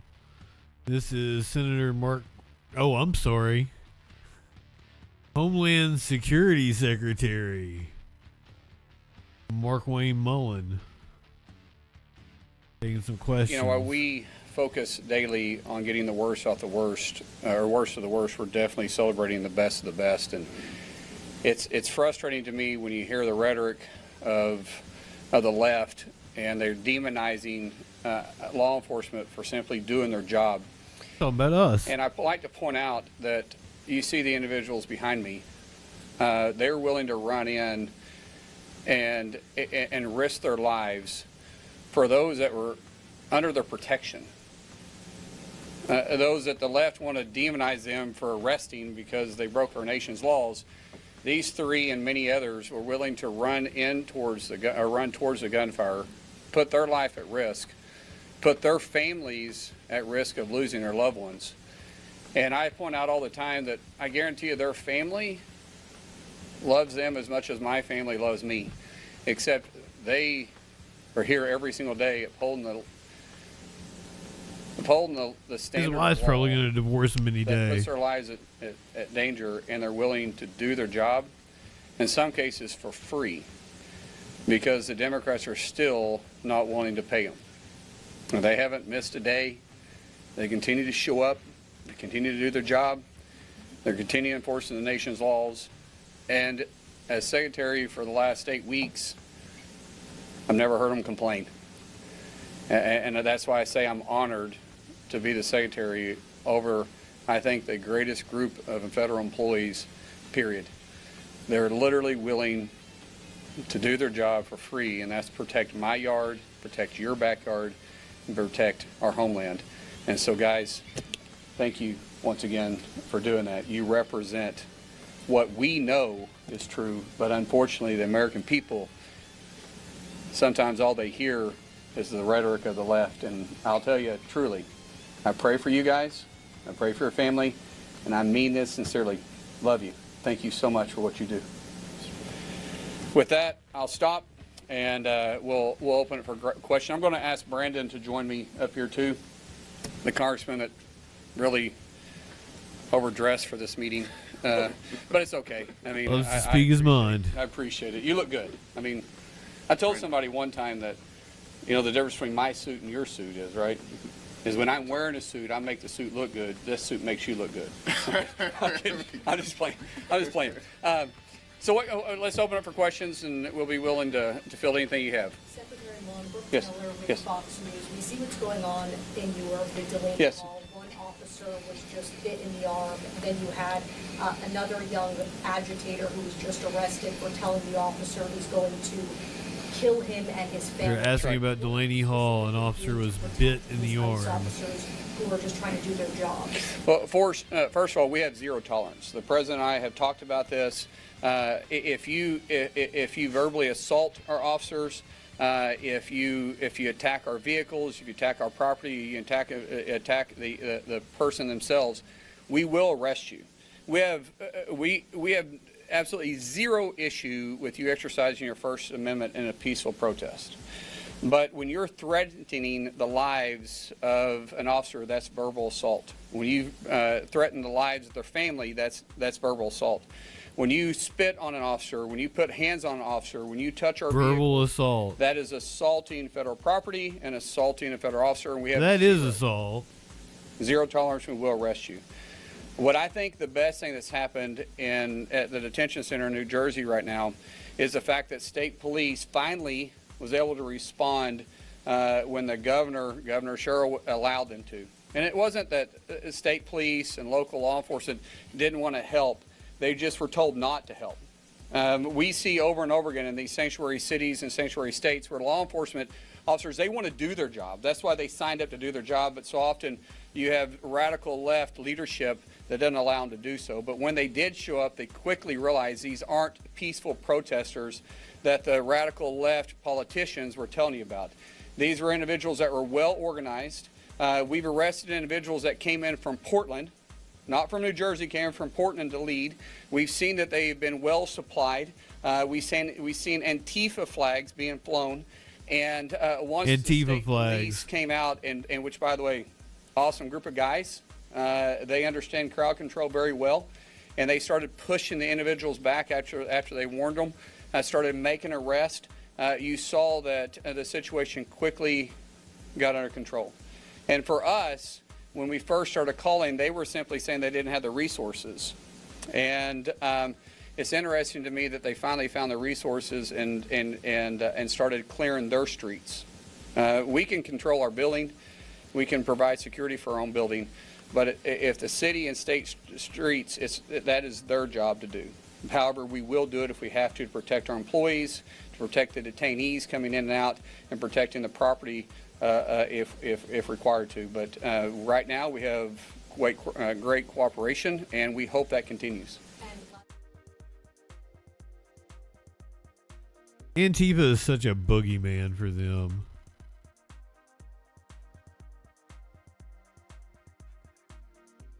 It's hilarious.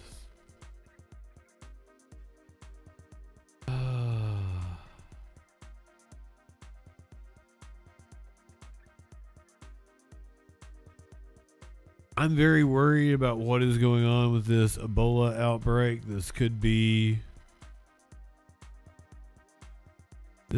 something we really need to keep our eyes on. There are protests popping up over the Ebola treatment centers and containment centers.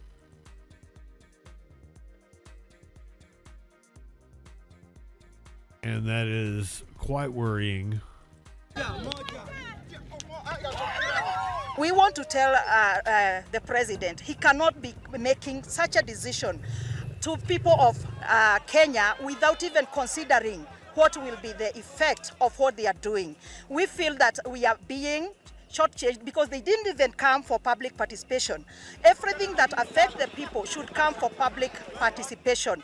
So we, the people who are surrounding this area, and specifically Laikipians, we reject with the strongest terms the building of quarantine facility in Laikipia County.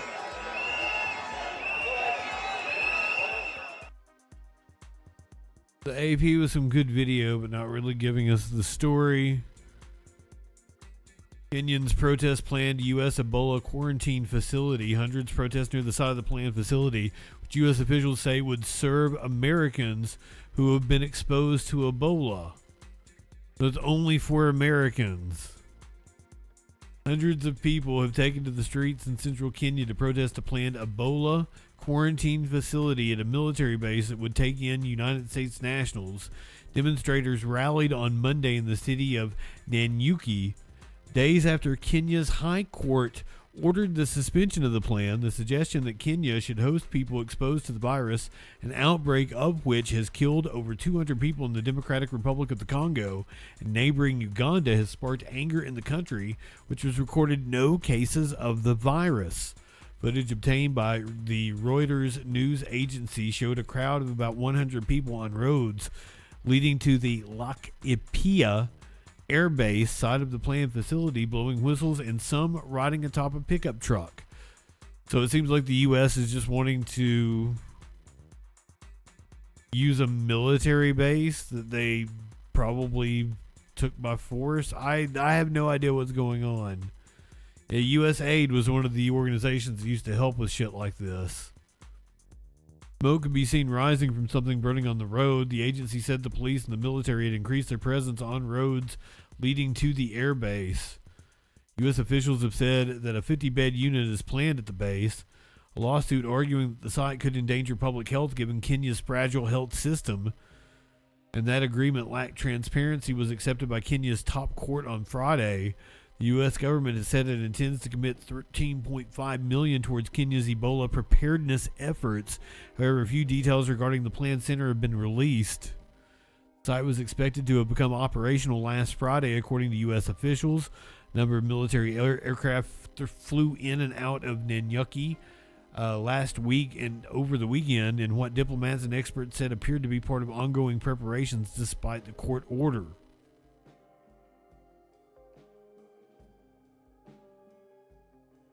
Nanyuki is a very small town. The military personnel who serve the base live with us. Our kids go to the same schools, and that means if anyone is infected, we are all infected. We are picketing for our lives. This was according to Patrick Wahome, one of the demonstrators. Why are they not doing it in the DRC? Why are they doing it, or why are they not doing it in Uganda? Why must they bring it here? We are saying we categorically, no negotiations, no public participation. We want nothing. We want that facility taken out of our town, and we want it taken out of Kenya.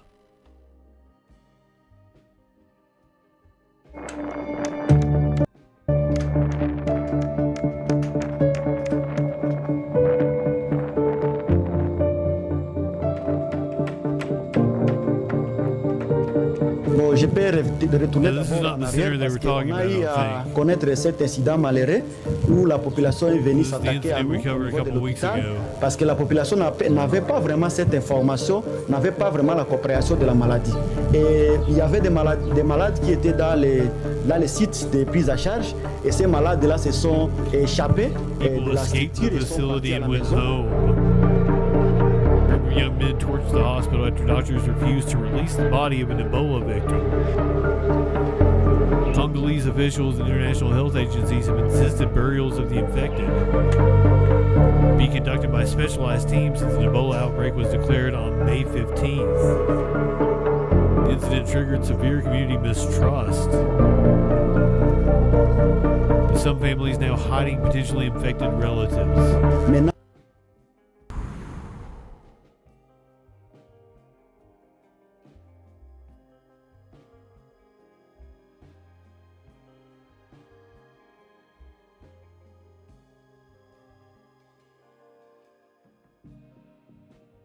Talk about the Mendelssohn files.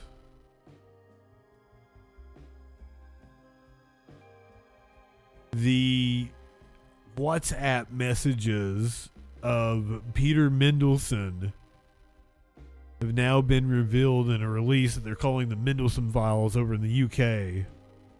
So here we are in the Independence Lobby Office in Parliament. David Maddox here, political editor, joined by Kate Devlin, my colleague, the Whitehall editor, and for today, as we are kind of detectives in 3 vast volumes of papers, I've seen nothing like it. The Mendelssohn yeah, files. just show our This is viewers. one of them. There are 3 of these in terms of evidence from this. So it's the kind of Devlin and Maddox Detective Agency which we're going to go through. The first thing I'm going to say is, because obviously you always name check yourself, is it's nice to be name checked in these files. And there's some vindication here of independent exclusives. There's a exchange. Nice to be name checked. Who is David Maddox ribbing? I'm now getting from colleagues from around the lobby. Okay, on with it. Curious or made Story pizza. on the on Mendelssohn Well made a frozen pizza. having his That smells credentials good. rejected by Donald Trump, but more importantly, the revelation we made back in September last year that he failed his security vetting. Whilst we're not name checked in that, it's clear that our report on it had created alarms. There's a number of exchanges on that, not least about trying to protect the Prime Minister, which is a little bit shocking, but this is all very bad news for the Prime Minister. What kind of stood out for you, Kate?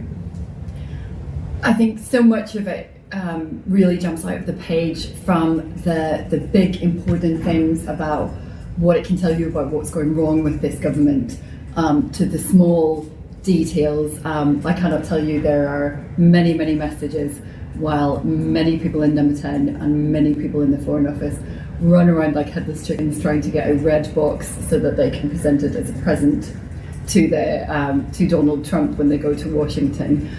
Yes, okay. So, Warlord posted about this.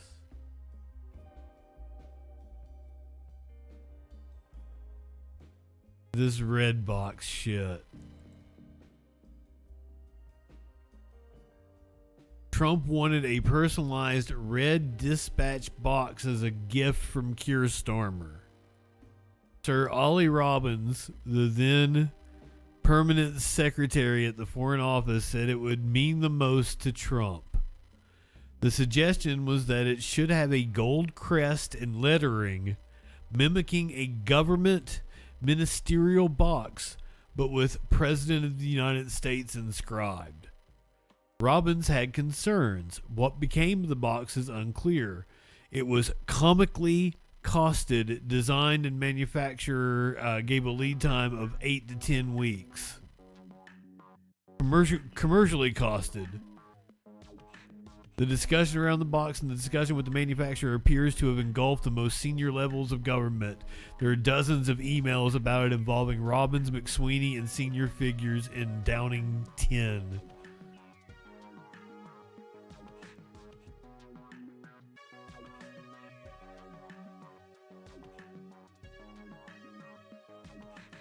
So that's the juiciest detail from these files, is that Trump told them what he wanted as a gift, and they actually attempted to make it happen, but apparently didn't.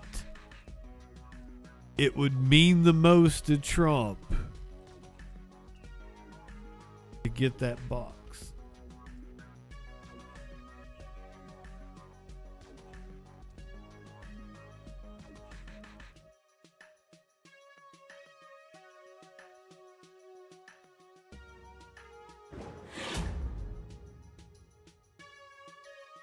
The suspect in a deadly shooting yesterday in Oregon has been identified.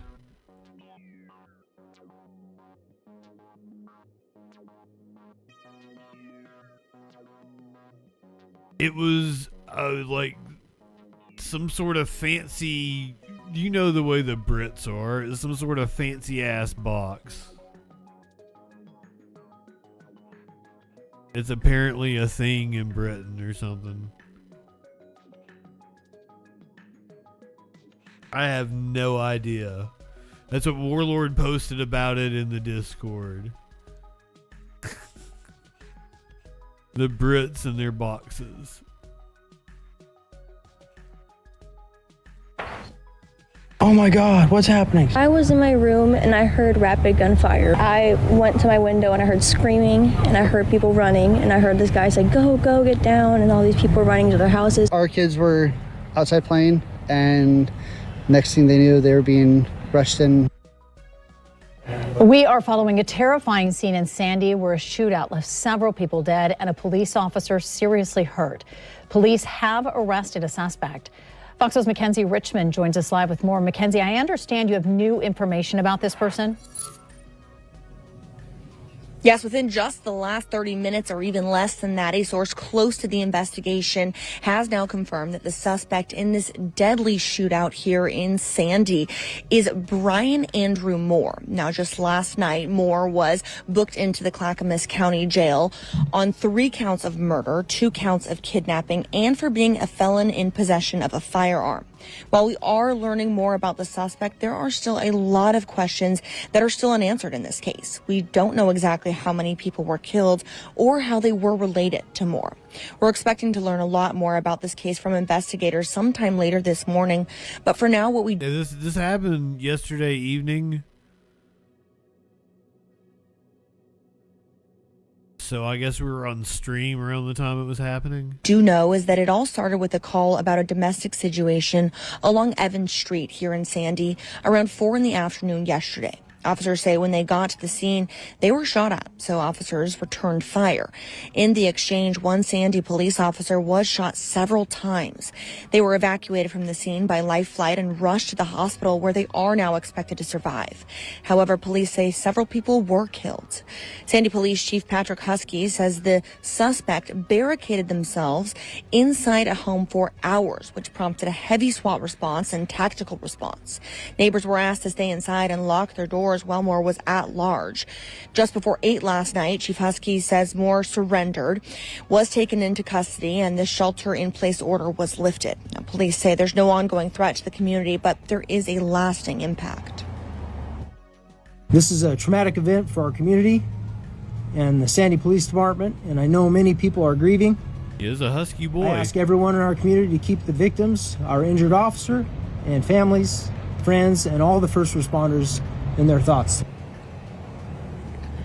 Police were on the scene here collecting evidence and speaking with witnesses for over 16 hours. They wrapped up and took down the tape just about 30 minutes ago, but this is still an ongoing investigation. And as the investigation continues, neighbors are remembering the lives lost in this tragedy. You can actually see some flowers here, and these aren't the only flowers placed around this area where this shooting did unfold just yesterday. Of course, once we do learn more from officials, we'll bring you those updates both on air and on our Fox 12 app. But for now, reporting live in Sandy, I'm Mackenzie Richmond for Good Day Oregon. Like a beautiful area.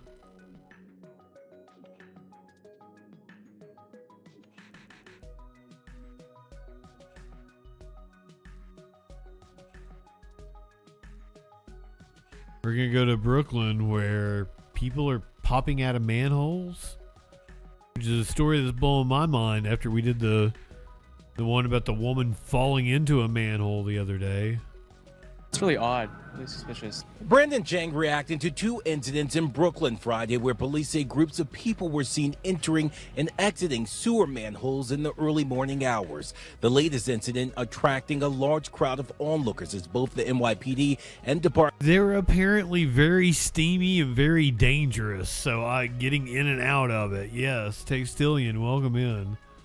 Really suspicious. Brandon Jang reacting to two incidents in Brooklyn Friday where police say groups of people were seen entering and exiting sewer manholes in the early morning hours. The latest incident attracting a large crowd of onlookers as both the NYPD and Department of Environmental Protection focused their attention on a manhole at Bedford Avenue and Hayward Street in Williamsburg.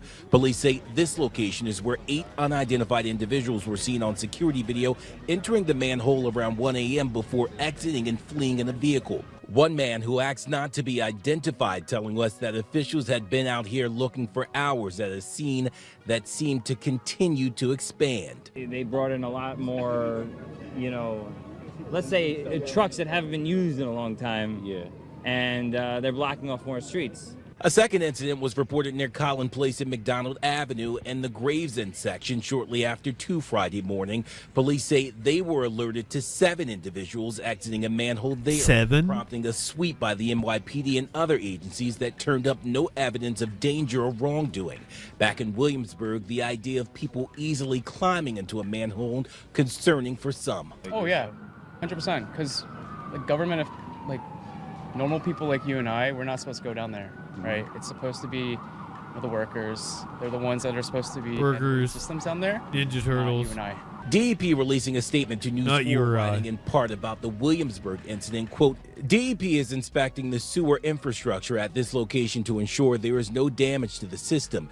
DEP works closely with our public safety partners to help ensure DEP the safety means and deep security erotic of critical penetration infrastructure throughout New York City. Officials have not confirmed whether the incidents in Williamsburg or Gravesend double elastic are related. penetration. Police are searching for the groups of individuals who were seen entering and exiting double ebony at penetration. both locations.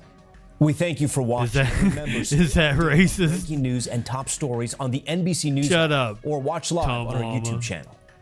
Deep eye hole penetration.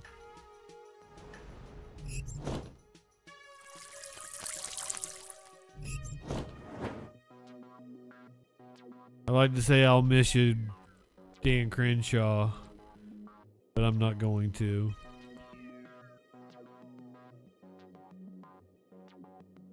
Here's some capybaras. They're at the Montgomery Zoo in Alabama.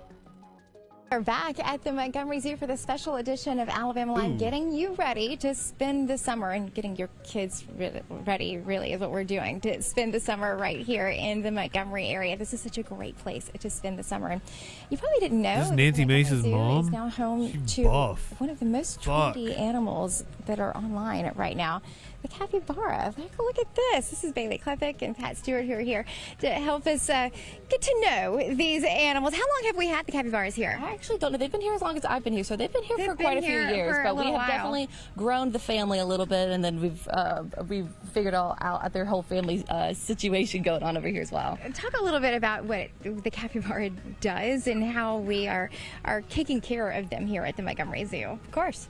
So we have only females right now. Okay. We had a big troop, but it was about 19 capybara at one point. So we have since shifted and transferred those capybara to other facilities. That's a that are parkour, looking isn't for it? Good capybara. evening. We simply didn't want to have that many in this enclosure. It's a little small for that many. This really is about the right size. So. Yeah. So what do they do all day? How do you take care of them? So mostly this is what they do. They eat. They can eat all day long. Okay. So they're like Channel 12 employees. So they are the largest rodent species in the world. If she is with that a being Republican, said, she could be my their GOP teeth mommy. grow constantly. Oh wow. If And not, so I we don't have to find her keep all a that good attractive. eye on that because they can overgrow and they can get injuries to their self in their mouth if they are overgrown. But she seems to be a really good reporter, though. What they're eating right now is bamboo. We get them browse, which is tree branches, bamboo, things that they can chew on and whittle their teeth down so they don't overgrow. And we get that for them twice a day.